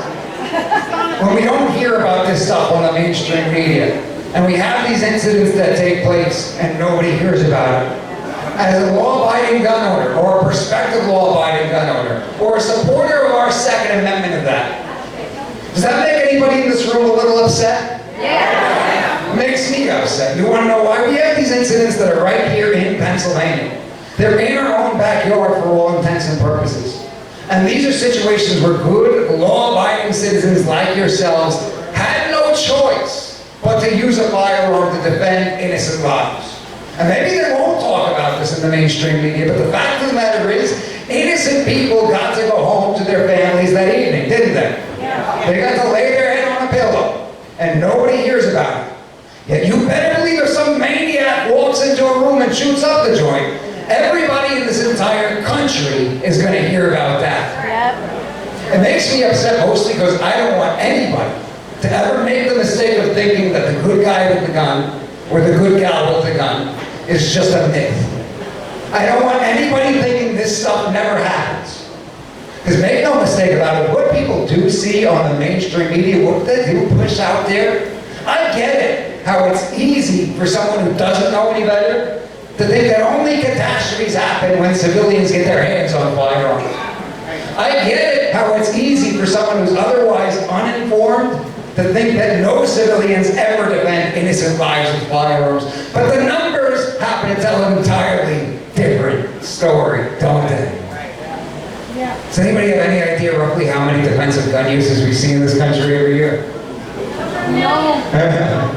CDC put out a study a few years back using between 500,000 and 3 million defensive gun uses every year in this country. How many of us knew that number?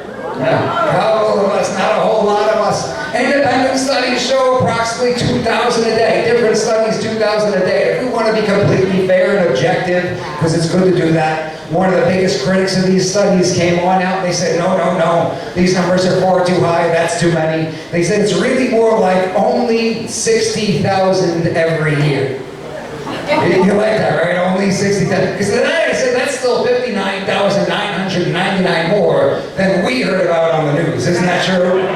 So I don't want anybody to ever make the mistake of thinking this stuff never happens. It absolutely does every single day in this country. I do want to say this. Does anybody in the audience here this evening recognize the name Blaine Gaskill? Blaine Gaskill, is that ringing a bell to anybody in this room? I want you to raise your hand nice and high. And this is a true shame. This is a true shame. I've asked tens of thousands of people all over the country that same question. I've only ever had one guy raise his hand and know the answer. I don't know if you remember a few years back over in Maryland, there was a situation where they had an active shooter in the school. And this armed resource officer was able to attack and stop that from taking place. He was able to stop it in its tracks. And I know that the mainstream media came on out later on and said, oh, well, the armed resource officer didn't actually shoot him, the guy killed himself. Yeah, but he just so happened to kill himself when he was confronted by a good guy with a gun, wasn't he? Yeah. And nobody knows the name Blaine Gaskill. But I bet you if we went through all these absolute atrocities, these mass killings that take place in this country, people will know the people's names, they'll know what they look like. It's an absolute shame that people don't know Blaine Gaskill. That's right. Absolutely. That's right. So, I think I owe that guy money in the back, right? I owe money for getting this started. Yeah. So when we do hear about these situations, on a rare occasion, we tend to associate them with that term, self-defense. There's a problem with that. You wouldn't walk into a Pennsylvania court and raise self-defense. That isn't how it works. Look through the Pennsylvania Crimes Code, the justification chapter, you're not going to find it. The way you raise self-defense in a Pennsylvania court is through raising your justification. And what your justification is it's really just your legal excuse. And I want everybody here to remember that tonight. Say it with me, your justification is your legal excuse. Because what we're saying when we raise our justification is we're saying, yes, I've done something that's generally a crime. But the law recognizes this reason why I did it. So we say, yeah, I did something that's usually a crime. I did it on purpose. But there was a legally recognized reason why. We are not saying it wasn't me. We are not saying I didn't do it. I like to tell people we are not using O.J. Simpson's defense, right? Think about it, we're not, because we're saying, yes, I absolutely did it, it was me. But the law recognizes the reason why. And it's very important for us to understand how your justification functions as our legal excuse. And I think it's shown best through the Theodore Wafer case out in Michigan. Theodore Wafer was a guy who lived out in Michigan. One night he was sleeping on his recliner in his living room. In the middle of the night, 2 or 3 in the morning, he wakes up to this loud, constant pounding at his front door. And to put this into perspective, this pounding at his front door is so loud that his neighbors even testified that it woke them up. Got them out of bed, they came to come see what was going on. So this is some seriously loud pounding at that front door, if it's causing his neighbors concern, isn't it? So what happens next? Wafer wakes up out of his dead sleep. He gets up frantic. He runs over to his closet. He throws one in the chamber. He runs over to the front door, opens up that front door, and immediately fires around through the screen door. Does anybody know who was on the other side of that screen door? This young lady who had apparently had car trouble about a mile away. Young lady, apparently she had car trouble about a mile away. Now to be fair, nobody's exactly sure what she was doing there. Nobody's sure why she picked his place of all places. Nobody sure why she was pounding so loud, so furiously. Nobody knows. I don't think we'll ever know. But if anything seemed clear, it seemed pretty clear that this was not the threat that Wafer was expecting when he got to that front door. Seems pretty clear this is not what he had anticipated, because we're talking about a young lady who was unarmed. Now, when Wafer pulled that trigger, fired that round through the screen door, just about instantly took her face off. So now she's there dead on his front steps, and realizing what had just happened, realizing that this wasn't the threat he expected it to be, Wafer started to absolutely freak out. He started to freak out. When the law enforcement officers showed up, the first thing Wafer said to them was, "It was an accident, it was a mistake, I didn't mean to do it." Told them it was an accident, it was a mistake, I didn't mean to do it. Now, we're not going to talk about Michigan law tonight. So we're not going to talk about whether this was justified or what their castle doctrine protections may be over in Michigan, and we're certainly not going to get into the tactical errors this guy made along the way. But knowing what we already know about your justification being your legal excuse, what do we think Wafer did the second he said it was an accident, it was a mistake, I didn't mean to do it? What do we think he did? He flushed any justification he may have had straight down the drain. Plus any justification he might have had straight down the drain. How come? Because it was an accident, it was a mistake, I didn't mean to do it. Can't go very well with, yes, I did something that's generally a crime, I did it on purpose, but there was a legally recognized reason why. Does that make sense to us, how those two can't go together very well? Yep. Of course. Now later on at trial, Wafer did try to raise a justification. He did try to bring up a justification in court. It didn't work out very well for him. He was ultimately convicted, and now he's serving a minimum of 17 years. Now, if you ask me, the worst part about this case is, I am not convinced that what Wafer said was an accurate description of what happened. I don't believe that to be an accurate description. And the reason is, I am not convinced that the act of him pulling that trigger was an accident or a mistake, or that he didn't mean to do it at the time. I'm sure we could all understand that maybe looking back on this situation, right, knowing what he knows now, knowing that it wasn't the threat he expected it to be, I'm sure the guy considers the entire ordeal an accident or a mistake. I'm sure he wishes the whole thing never happened. But I am not convinced that the act of him pulling that trigger was an accident or a mistake, or that he didn't mean to do it at the time. Right. So let me ask you something. Why in the world would Wafer say something that, number one, flushed any justification he may have had straight down the drain, and number two, probably wasn't even an accurate description of what just happened? Why in the world would somebody say something like that? He had just been involved in a critical incident. When you're involved in a critical incident, your body undergoes a tremendous amount of physiological effects. And that's like no other experience in life. You know, our chief law enforcement trainer with U.S. Law Shield was a man by the name of Corporal Todd Hoover. He spent over 2 decades with Pennsylvania State Police. He was involved in 3 critical incidents, 3 shooting incidents while he was on the job. And from what Corporal Hoover always tells me, the physiological effects that he experienced after critical incident number 3 were not much better than the physiological effects he experienced after critical incident number 1. Are any of us here familiar with some of the physiological effects we see after a critical incident, whether it's through training or even experience? Any of us familiar with some of these? First thing that happens, you get hit with that chemical dump they always talk about. That adrenaline hits us like a ton of bricks. Several things happen as a result of that. What happens to our heart rate? Through the roof. What happens to our blood pressure? Through the roof. We've had folks on the scene swear to us that they heard rushing water. It's their blood pressure. What happens to your vision?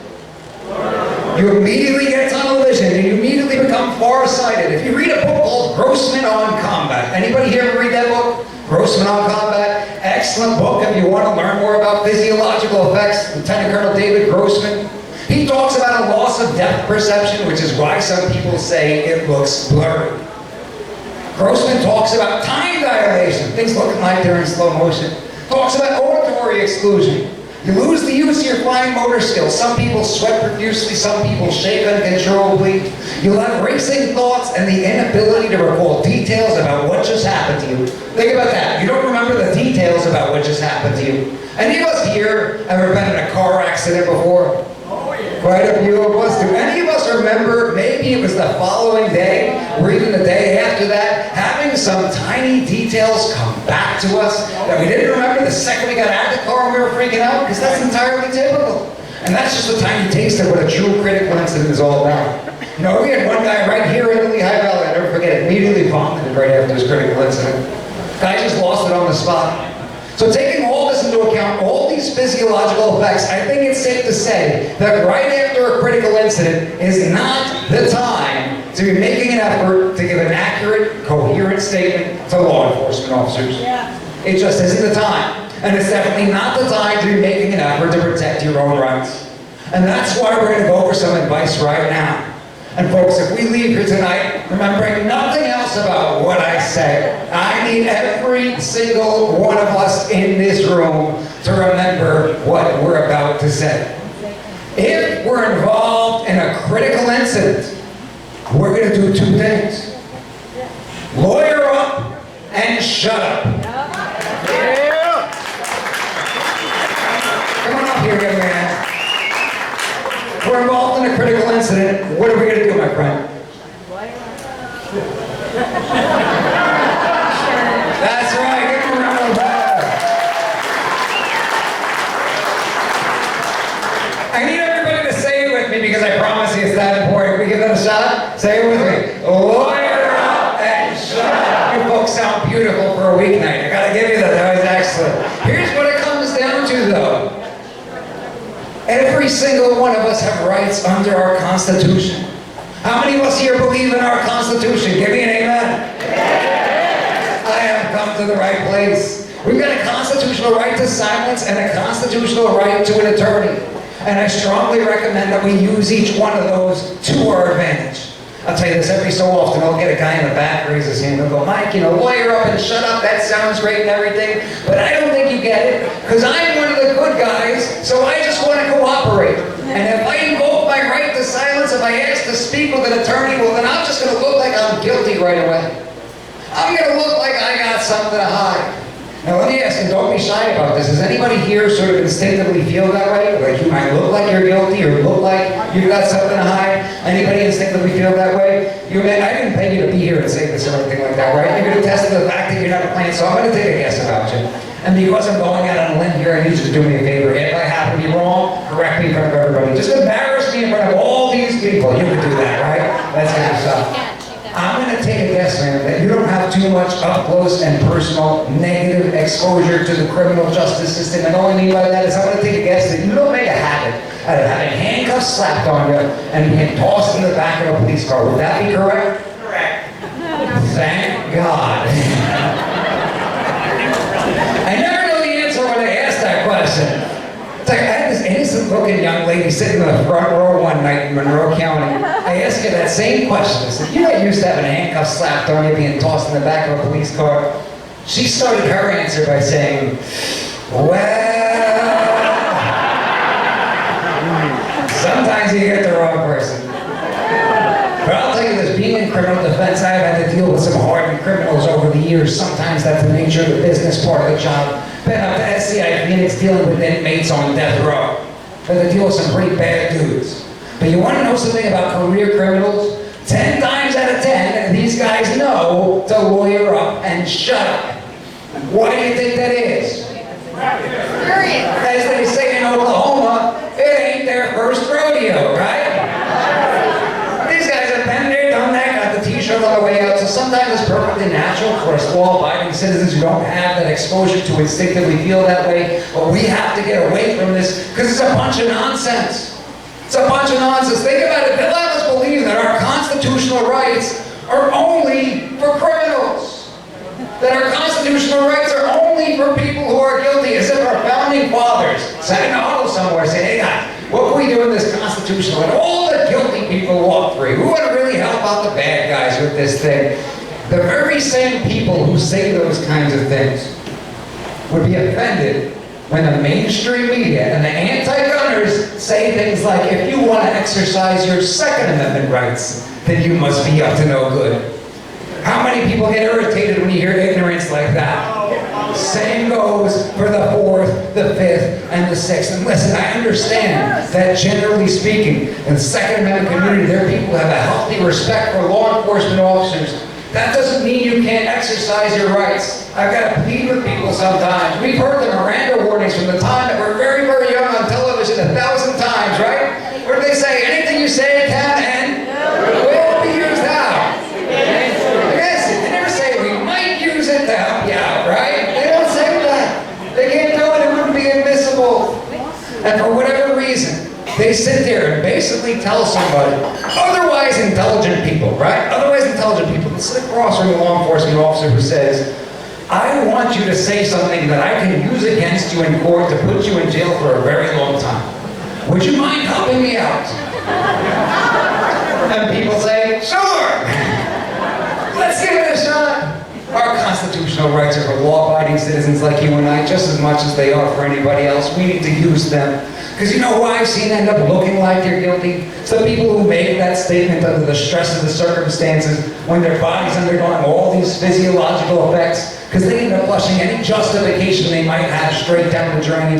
And always, always, always, they give an inaccurate description of what just happened to them. Those are the people I've seen end up looking like they're guilty. Now, like I mentioned earlier, sometimes people hear me say lawyer up and shut up and sort of get the wrong impression. I've had people accuse me of being anti-cop for saying that. Now, some people in this room have seen me give lectures alongside active and retired law enforcement officers on the justified use of force and deadly force. I've even given lectures to active law enforcement officers on the justified use of force and deadly force. Reason being, I think they ought to know the law too. Anything wrong with that? No. I didn't think so. But with all that being said, I want to let you in on a little secret. There's this trend throughout the country involving law enforcement agencies. Pennsylvania State Police, no different. When a trooper is involved in a critical incident of their own, they get 72 hours before they have to make a statement. How many of us do this? They get 72 hours and they also have to get 2 consecutive nights sleep. So if it goes longer than 72, it goes longer than 72. So I want you to think about it like this. Through this very policy, if nothing else, the police are recognizing for their own well-being that right after a critical incident is not the time to making an effort to give an accurate, coherent statement. The police recognize this for themselves. So all I'm saying is if it's good for them, then it's good for us. Am I right? Yes. So if we're involved in a critical incident, we're going to do those 2 things. What are they? Lawyer up and shut up. Last thing I want to say, I really appreciate everybody having me here. Like I said at the beginning, I think our Second Amendment community is a pretty close-knit community. And I think it's no secret among us that our Second Amendment is seriously under attack today. How many of us truly believe that our Second Amendment is under attack today? You better believe it, because I'm not sure there's been another time in this country's history when that's been more true. When you look at the money that's behind this push right now, are you kidding me? When you look at how they've gotten the education systems involved with our young ones. When you look at how they've got the mainstream media involved, they've got Hollywood involved. And people ask me, like, what can I do to help preserve and advance our Second Amendment? Tell them, exercise your rights and educate yourself. Exercise and educate.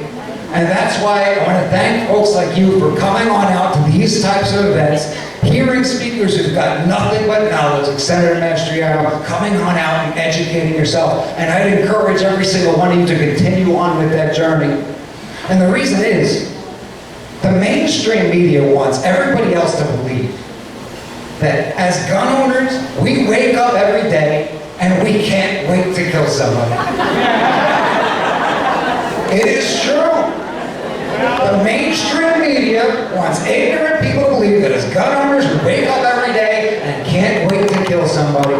I'll tell you what, I've been doing this for a long time. I've met tens of thousands of gun owners across the United States. I have not ever met that guy who can't wait to kill somebody. The people I meet are regular law-abiding citizens who want nothing more than an option to protect themselves and an option to protect their loved ones. I'll tell you what, I don't hope that my house burns down, but you're not going to see me can throw my fire extinguisher out the window, amen? And we need to understand that every time somebody goes on out there and does something stupid or illegal with a firearm within our community, it puts a black eye on the rest of the community. And that's why it's so important that we get out, we educate ourselves, we know the law, we understand the law to follow the law. How could you follow a standard that you don't even know what it is? So thank you for being here and voluntarily educating yourself. I like to think that we had some fun this evening, had a few laughs, but we're really doing something very serious, because by being here and voluntarily educating ourselves, each and every one of us is standing shoulder to shoulder, back to back, fighting to preserve and advance our Second Amendment. The people with you, they're not your friends, they're not your family members, they're your brothers and sisters in arms. And we need all hands on deck with our Second Amendment being under attack. So I want to thank everybody for being here. I want to thank you once again for having me. If you got questions, I'll stick around until they drag me out of this building.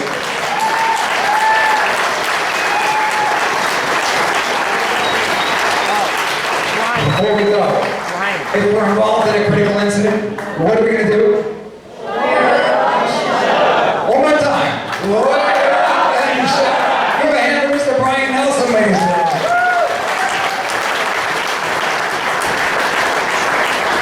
Everybody for that little segment? Give Mike another round of applause. Thank you, Mike.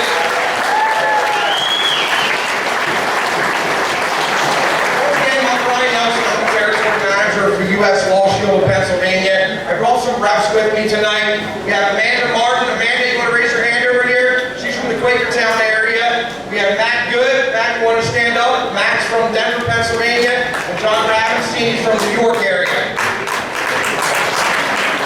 So, quick little background about myself. I was born and raised in Montgomery County, Pennsylvania, a town called Collinsville. Some of you might be familiar with that area. I'm about 45 minutes from here. I still live in Montgomery County, a town called Limerick. I'm an avid outdoorsman. I do a lot of hunting. I do a lot of fishing.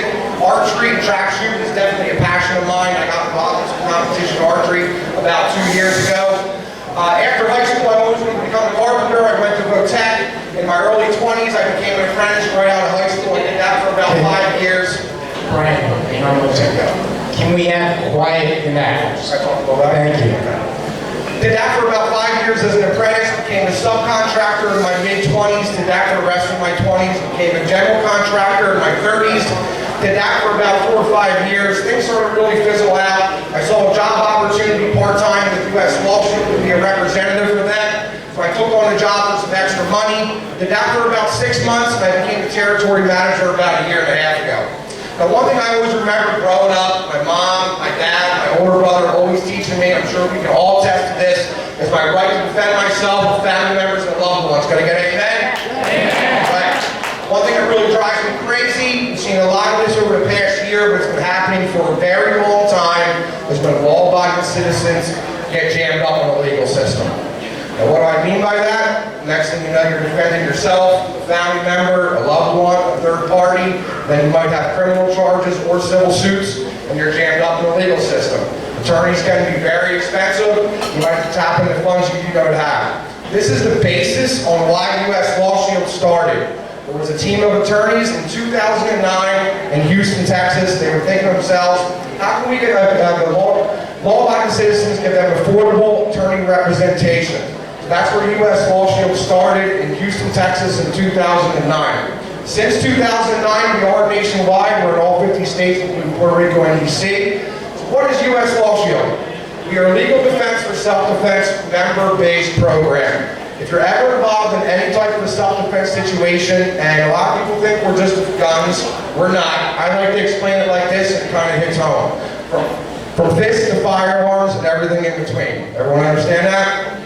So it's it could be a simple fist fight, a knife fight, a gun fight, a bat fight. If you're ever involved in any of these self-defense situations, you have 24-hour-a-day attorney representation from start to finish. I'm going to explain to you guys how it works here in Pennsylvania, but it works exactly the same way in every single state. For any of our members in the room, do you have any of your cards on? Any members in the room, you want to pull them out, maybe any of the members, and show the people at your table? So when you're a member with us, you get a membership card. Let me show you guys. You get a membership card. On the back of your member card, there's two numbers. There's an emergency line number and non-emergency line. Some steps I want to go through for members or anyone that's thinking about becoming a member on what to do if you're ever involved in a self-defense situation. So step number one, I think we all understand this. If you're ever involved in a self-defense situation, I don't care if it's a fist fight, a knife fight, a gunfight, what do you want to do first? Safety is key, right? Get yourself to safety. Don't ever be trying to hide and make any phone calls to 911 or the emergency line. So get yourself to safety. Step number two, I always get a kick out of this one. I remember like my dad saying it when I was a kid. You know, if the person's halfway in your window, pull them in your house. Do not disturb the scene. I can't stress it enough. What do you look like when they find out that you disturbed the scene? You look guilty, correct? Forensics has come a long way, so make sure you never disturb the scene. Step number three, when you call 911, I think a lot of people don't realize this, but a lot of people do, but they say too much on the 911 calls. Lawyer up and shut up, I can't stress it enough. So when you call 911, don't ever stay on the phone with 911 and tell them any of the details about what just happened in your self-defense situation. Give them your name, your location, tell them what you're wearing, tell them what you need. I need police and ambulances. Hang the phone up, okay? There's no need to stay on the phone with 911. Obviously, there is some situations where you want to stay on the phone with them and let them know some details.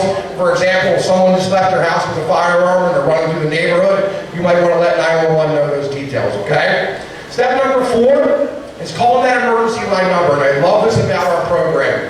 So when you're a member with us, you have 24-hour-a-day emergency representation like I talked about for criminal investigations, charges, and civil suits. So on the back of everyone's card, there's a red emergency line number, okay? Mike and the team of attorneys here in Pennsylvania all carry an emergency line phone. Here in Pennsylvania, Mike Giramita, he's our main program attorney. He's going to be the one kind of steering the ship representing you, but he has a team of 15 other attorneys in the state of Pennsylvania that work under him as a team. And he has spaced them out throughout the state of Pennsylvania, because we like to pride ourselves on Mike or one of the other attorneys being on the scene within 1 to 2 hours. So if Mike's not close enough, we have the attorneys spaced out throughout the state. One of their investigators and one of the attorneys will be right there on the scene within 1 to 2 hours. Me, myself, I like that fact about U.S. Law Shield. We come right out to the scene. I don't want to be sitting there waiting in handcuffs for many hours waiting for my attorney to arrive. That's why we pride ourselves in that 1 to 2 hour time frame, okay? When the police arrive, step number 5, I always tell people this, comply with all police demands, okay? Police got a job to do. A lot of times when they arrive on the scene, they usually don't know who the good guy and the bad guy is, right? So make sure you comply with all police demands. Don't be making any remarks or anything like that. It makes things a lot more difficult for you and the attorneys to represent you when you do that, okay? Step number 6, invoking your legal rights. On the back of everyone's card, there's actually a very powerful tool in your card. If any of the members have their cards out, you can show it to the people around you. It says to any law enforcement officer, the holder of this card invokes their rights pursuant to the 4th, 5th, and 6th Amendments of the U.S. Constitution, all applicable provisions of the state constitution, all applicable provisions of the state codes and statutes. Any question of an individual must be immediately suspended and shall only continue in the presence and with the advice of legal counsel. I can't stress how important it is to invoke your rights, okay? They're there for a reason. There are constitutional rights. We're there to protect your freedom, but you need to invoke your rights when law enforcement arrive. Me personally, I like to verbally invoke my rights. This is how I would recommend saying it to law enforcement officers. I'm a U.S. Law Shield member. My attorney's on his way. I would like to cooperate with your investigation, but I won't be making any statements without my attorney. I do not consent to any searches or seizures. Right there is invoking your 4th, 5th, and 6th Amendment rights. The 4th Amendment to the searches and seizures. I do not consent to any searches and seizures. The 5th Amendment, that's the lawyer up and shut up part. Your attorney's on his way, so why wouldn't you say anything, right? You need to invoke that. And the 6th Amendment is your right to counsel, okay? So it's important to invoke those rights. One thing I love about our program is the peace of mind factor. So in today's crazy world, you never know when these situations can happen. They happen in every community. We just don't hear about a lot of them on the news. I was actually down in the Norristown area. Anyone familiar with that area, Norristown, Pennsylvania? It was about 2 weeks ago. I was at a red light. I was sitting there. I was looking to my left, and there was a guy trying to hide behind a telephone pole. I don't know how you hide behind a telephone pole. I would need about 3 of them, I think, to cover me up. But he's trying to hide behind a telephone pole, and he's looking at me really crazy and funny. So I knew right away something's up with this guy. Next thing you know, he kind of did like a backspin, and kind of came up with like the karate, remember Karate Kid, like the crane style move, remember that? And he looked at me and he said, prepare for battle. And I'm like, funny now when I talk about it, but at the time I was like, this guy's obviously crazy, you know, and I'm like, holy crap, what do I do right now? So can I retreat with complete safety? No, because there's cars whizzing by in front of me. So was I prepared to defend myself? Absolutely. And from coming to these seminars and knowing when I'm justified to use deadly force or force, I knew the proper steps on what to do. Long story short, he just kind of stared at me for a while. I stared at him, the light turned green, and I took off. But this goes to show you how situations like that can happen. They can happen anywhere. They can happen in a supermarket parking lot. They can happen out here walking to your car. And I like the peace of mind factor knowing that when it comes to my legal representation, I have Mike Jeremy and a team of attorneys, and they're the best in the business when it comes to self-defense and gun law. Okay? You guys are probably wondering how much our program costs. So under a membership fee, you have that 24/7, 365 attorney representation, criminal investigations, criminal charges, and the civil suits. I can't stress that enough about the civil suits. How many self-defense situations is there across this nation where people get sued afterwards? A lot, and that's where everyone loses all their money. So that's a big part of our program. We cover you for any civil investigations. When my team and team of attorneys arrive on the scene, they represent you from that point, moving forward. I don't care how far along it goes, if it goes up to the Supreme Court for any criminal charges, investigations, or the civil suits. For you as a member with U.S. Law Shield, under your membership fee, there is no out-of-pocket expense. There's no tax, there's no limits, there's no deductibles. Complete attorney representation from start to finish by Mike G and a team of attorneys. If you're out of state, whatever attorneys are licensed in that state from U.S. Law Shield, they would be the ones representing you from that state. Mike's licensed in Pennsylvania and New Jersey. Our New Jersey attorney is Evan Knapping, so Mike and Evan would work on your case down in New Jersey, but it works the same way in every other state. So talking about cost, our price is very low. I look at it like this. I'm a single guy. I eat a lot of boxes of pizza a month, and pizzas are pretty expensive these days, so it's about a half a box of pizza for me. If you guys look in those trifolds, there should have been some applications that everyone passed out. You want to pull them out? I'll go over the cost with you guys. If anyone does not have any and they want one, they look like this. Amanda and John and them can actually pass them out, or if you want to come over to the table, I'll wait a minute while everyone pulls them out.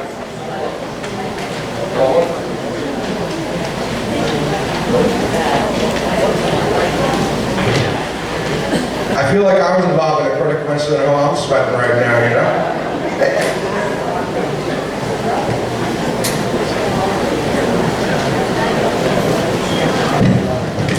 Alright, so if you look at that application at U.S. Law Shield, before I even explain the cost, we are a member-based program. There's no contracts with us, okay? You can cancel at any point. There's nothing locking you in. There's no fine print, okay?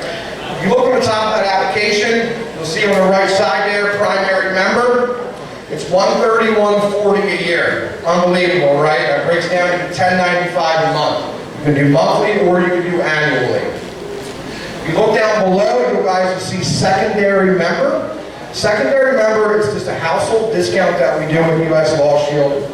Both members are on their own separate membership plan. They're not affiliated whatsoever. Basically, this is how it works. If they're 18 and over, they have the same address as you. They do not have to be related. They save $22. Their membership will be that $108.60 a year that you save.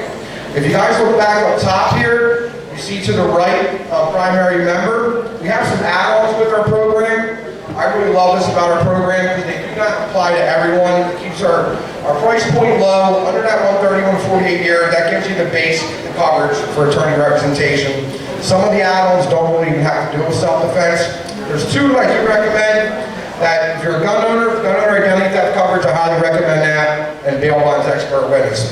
So the gun owner identity theft coverage you'll see there, it's $6.95 a month. This actually happened to a friend of mine. Anything with your identity or your firearm's lost or stolen, there's a lot of paperwork that has to be done. God forbid it's used in a crime. This is what happened to my friend. Kind of joke about it now, but at the time it was not that funny. A very large gun collection. I had a very big party about 3.5 years ago. Next thing you know, he didn't even know it at the time. Someone stole his firearm that was used in a crime. When he found out about it, he made a lot of new friends. When the state police and ATF came to his house, he was leaving in handcuffs. Complete nightmare for him to go through this entire process. It cost him a significant amount of money in attorney fees. Needless to say, he's a U.S. Law Shield member now, so that's a great add-on for any gun owners. Next one you'll see there is 50 state protection.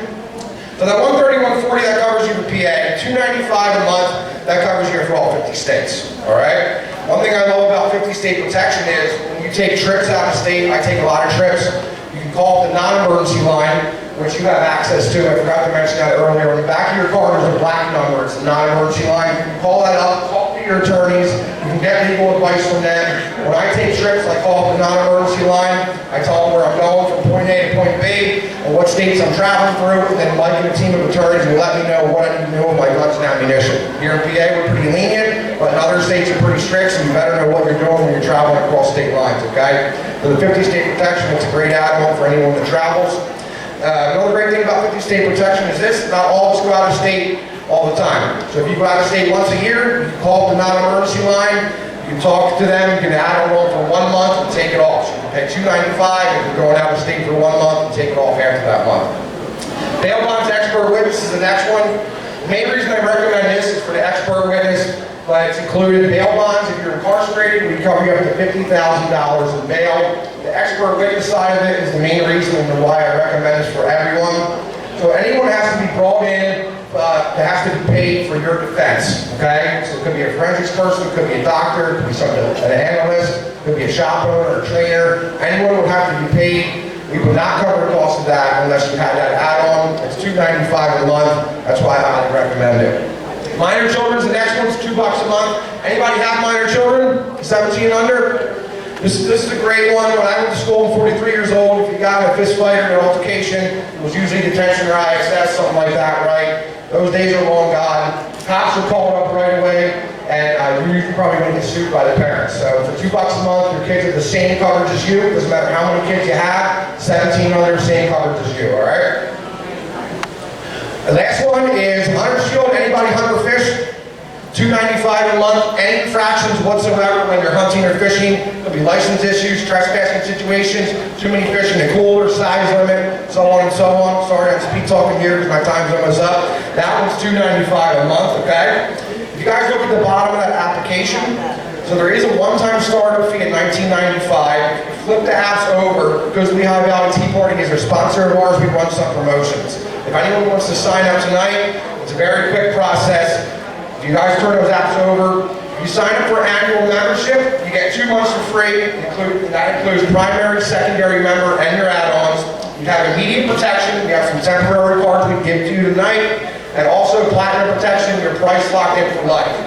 We also have a first aid for gunshot wound certificate for anyone that signs up tonight. There's 2 benefits of that. It teaches you how to apply tourniquets, pack wounds, stop the bleed. We're giving those out for annual memberships. And my favorite promotion that we do, anyone wants to sign up tonight, that book that Mike Jeremita wrote, Pennsylvania Armed and Educated, you get one of those if you sign up tonight for an annual membership. Sorry, I went a little over my time here. If anyone wants to have any questions for me or want to sign up, come see me and Mike and a team of attorneys over here. But thank you guys so much. I'm sure we'll be setting up seminars in the future here. Thank you.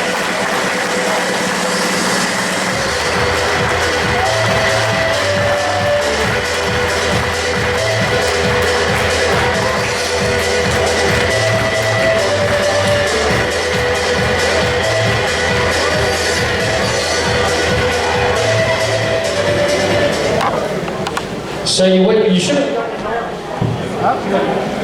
Okay, what you should have done in Norristown is you should have picked them up and taken them to building 50. And you know what I'm talking about. He's right. Lawyer up and shut up. That's on the back of my business card, as many of you who know that have my card, so it's important. All right, let's do some final announcements here. Andrew Azon, where are you? Hurry up, get up here. Andrew. That's right. Good evening, everyone. All right, so real quick, this is regards to what I spoke about in the past, the Republican Action Team. This is an opportunity for you to know what it is to be a judge of elections, a constable, an inspector of elections. So if you don't know if you won and you tried to do that this past primary, all you have to do is go to the county website and see if there's still an open spot. So what we're going to do is we're going to do a training system. And very simple, we're going to show you how in the fall you still can pull off being a judge of elections and an inspector of elections. So we're going to give you that training. It's very important because there is where some of the fraud takes place. at your local poll. Everything, politics start at home. So don't miss this opportunity. If you have any curiosity, come to it. Okay? And we're going to talk about county committee, what Tom keeps talking about. Next thing, Right for Life Committee. Next month, we do have a Right for Life Committee, and next month there's going to be 2 opportunities to go with us to Harrisburg.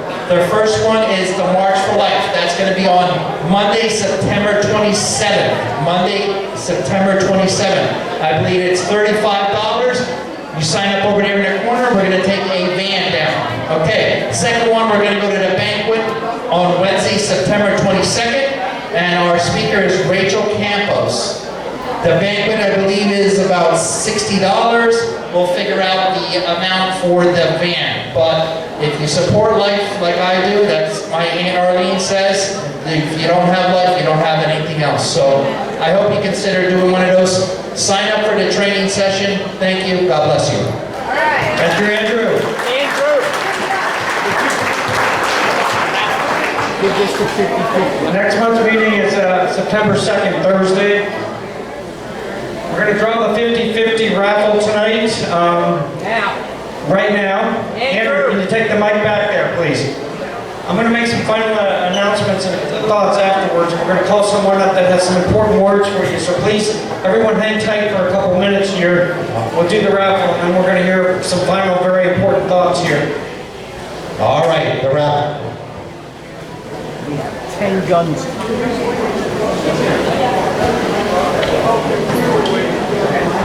Today, the amount is $442.50. $442.50. Michael's going to pull it out.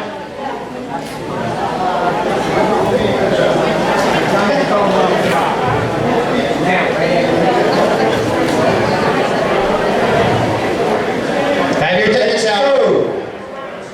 Read it out. The winning ticket number is 454-0247. 454-0247. Yes, we have a winner. Thank you. All right, so good. Yes. Andrew, give the mic to Andrew. Go ahead, I'm listening. Andrew, give the mic over here. To Second Amendment. We got to draw tickets. All right, we're going to draw the tickets here for the gun raffle. Okay, here we go, gun raffle. 10 winners. 10 winners. First one coming up. Mo's not here tonight, so if you win, you're going to go back and talk to Annie. First winner is, oh, he's won again. Harold Dixon. Where is he? I think it's a fix. Harold Dixon has won several times. Congratulations. All right, next ticket. Number 2. Heather Davis. Heather Davis. Is she here? Heather. There you Awesome. go. Awesome. As he's picking the next ticket, I'll just remind you that all the winners must pick up their firearms at Relic Hunter Firing Line. That's at 4671 Egypt Road in Copley. Relic Hunter, friends of ours, obviously. Number 3. Tom Bailey out of Bethlehem. Tom Bailey. Is he here? Okay, let's draw. Oh, Valerie sold that ticket. All right. Keep it going. Number 4. Stephen Purdy. Stephen Purdy. All right, congratulations. Number 5. Leonard Hine. H-E-I-N.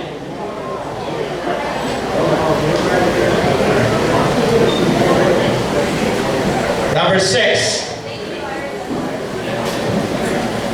Jim Beeler. Jim Beeler. Number 7.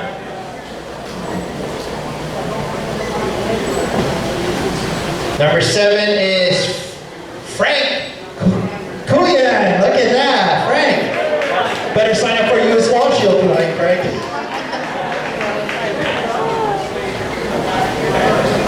Rosalie Masser out of Palmyra. Number 9. Aha! Andrew Zahn. Let's turn it over.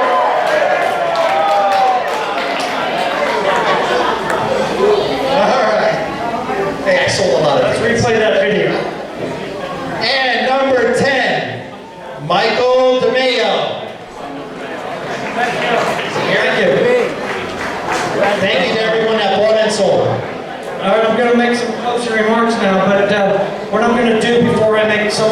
starts. Bill Blackenberg is here.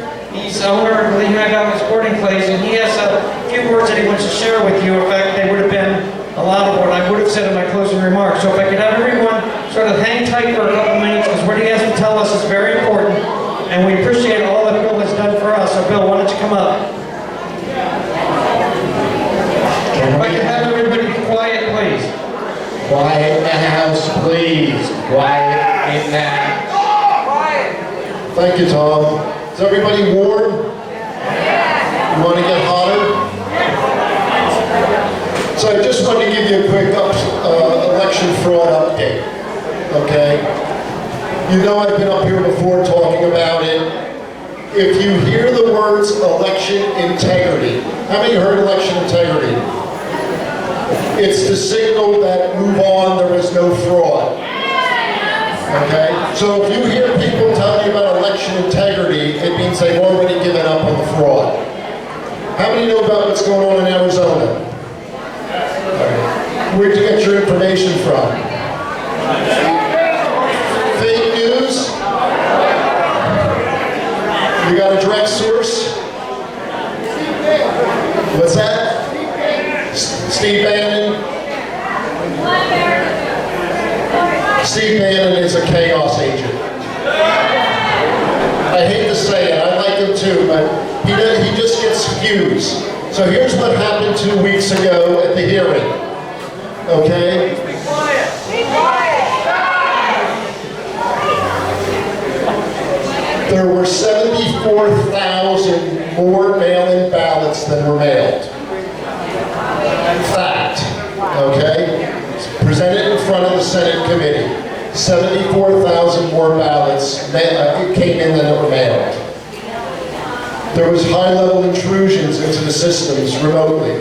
Remember, there's no network access. They did come in with elevated access capabilities, and they wiped the logs out after it. So that happened.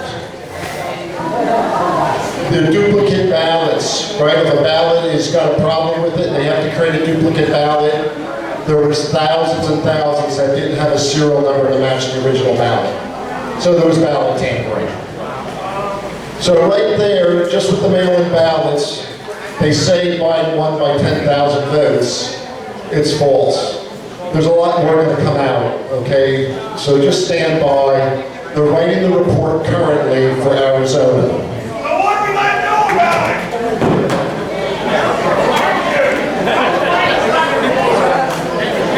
I'm losing everything here. Trust me, with this crap, you'll lose your mind. Okay, the update on Lindell, right? Everyone hears he's going to run this cyber summit next week. It's a bunch of crap, okay? He's not getting any legitimate cyber people there that we know of. It's another way of telling the president that he lost. It's an operation to make the president look bad, and Mike doesn't know it. He's being used. And I've got the most authenticated information on that. Just trust me on that one. You're going to see that whole thing fall apart. And Mike, I've tried to speak with him personally, and he won't listen, and the people around him won't listen. His love for the president is that great that he's following this fraud information. The PA audit. I'm sorry you had to listen to that shit show earlier. I really am. Okay, I'm more than frustrated with the audit in Pennsylvania. The people that caused this back in 2819 with mail-in ballots caused this problem. The Republicans voted for it. Tom Ridge was out there in front of the two congressional bodies pushing this. Tom Ridge is not a Republican, he's a Democrat operative. And he pushed these. And when a friend of mine went up to him and said, "Do you realize this is going to hurt Trump?" He says, "I hope it does." Right? The GOP is behind the fraud. I don't need you to forget, you can't forget that. Our PA legislators had all the ability back in November to turn this around and did nothing.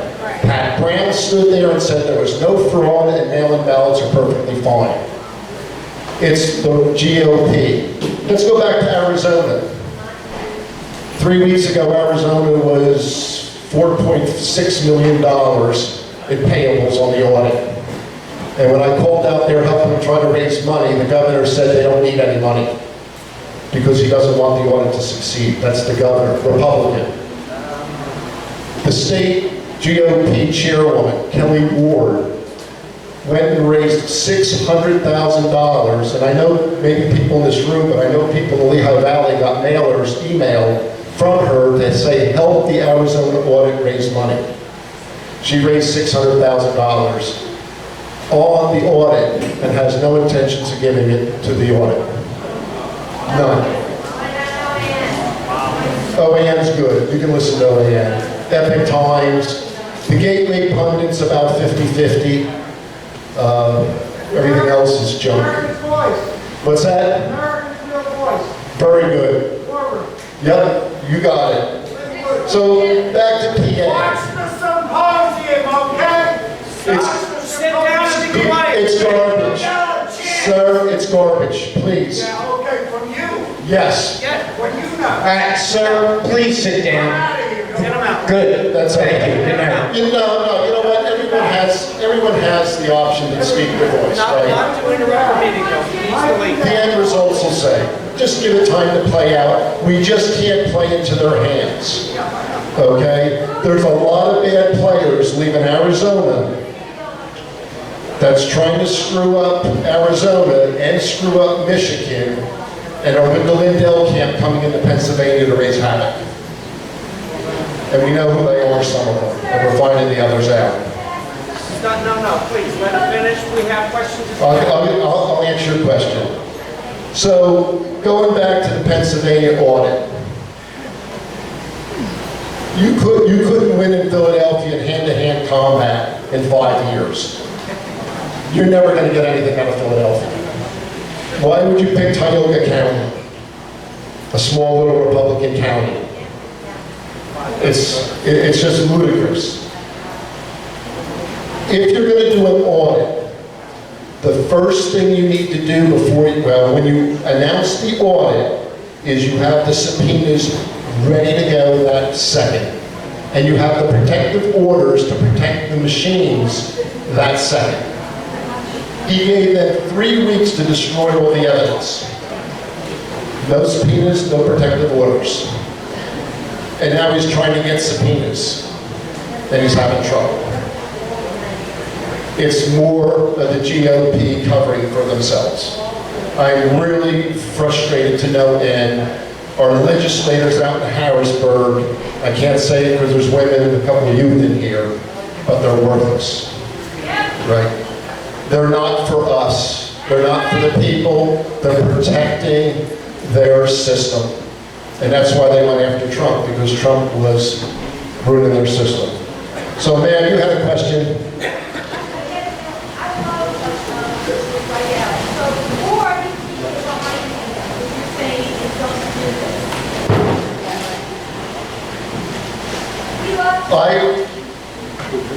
I have his pillow. Okay. In a couple of months, I'll bring a presentation if Tom and the Tea Parties allow me, and I will go through a presentation that will blow you away. What's going on?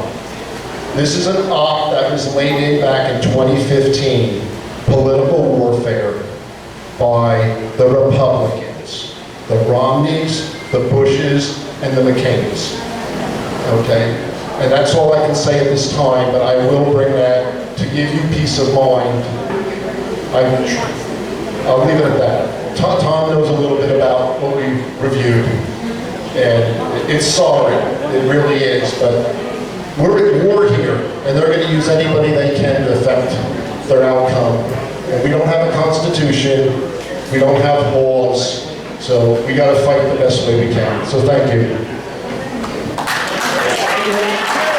You know, I know a lot of you are shocked to hear what you didn't want to hear, and I get it. But he's not telling anything but the truth.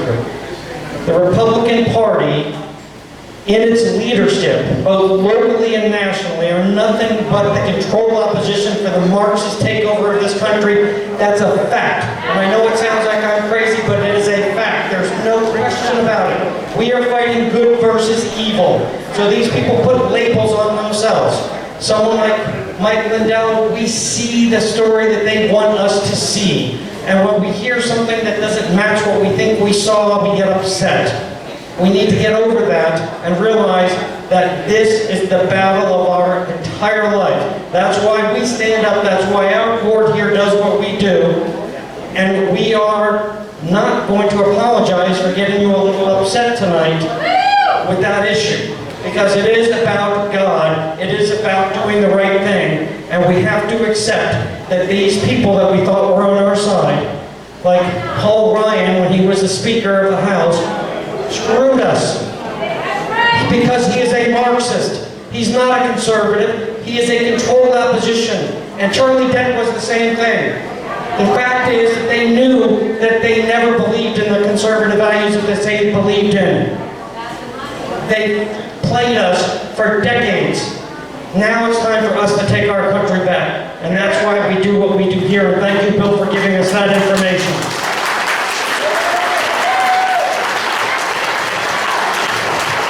So I wish I could go on for a long time, but I just want to tell you, like I said earlier, God put us here in this place and this time for a reason. Pray to God. Take care of your family. Be safe, and come back next month. Thank you.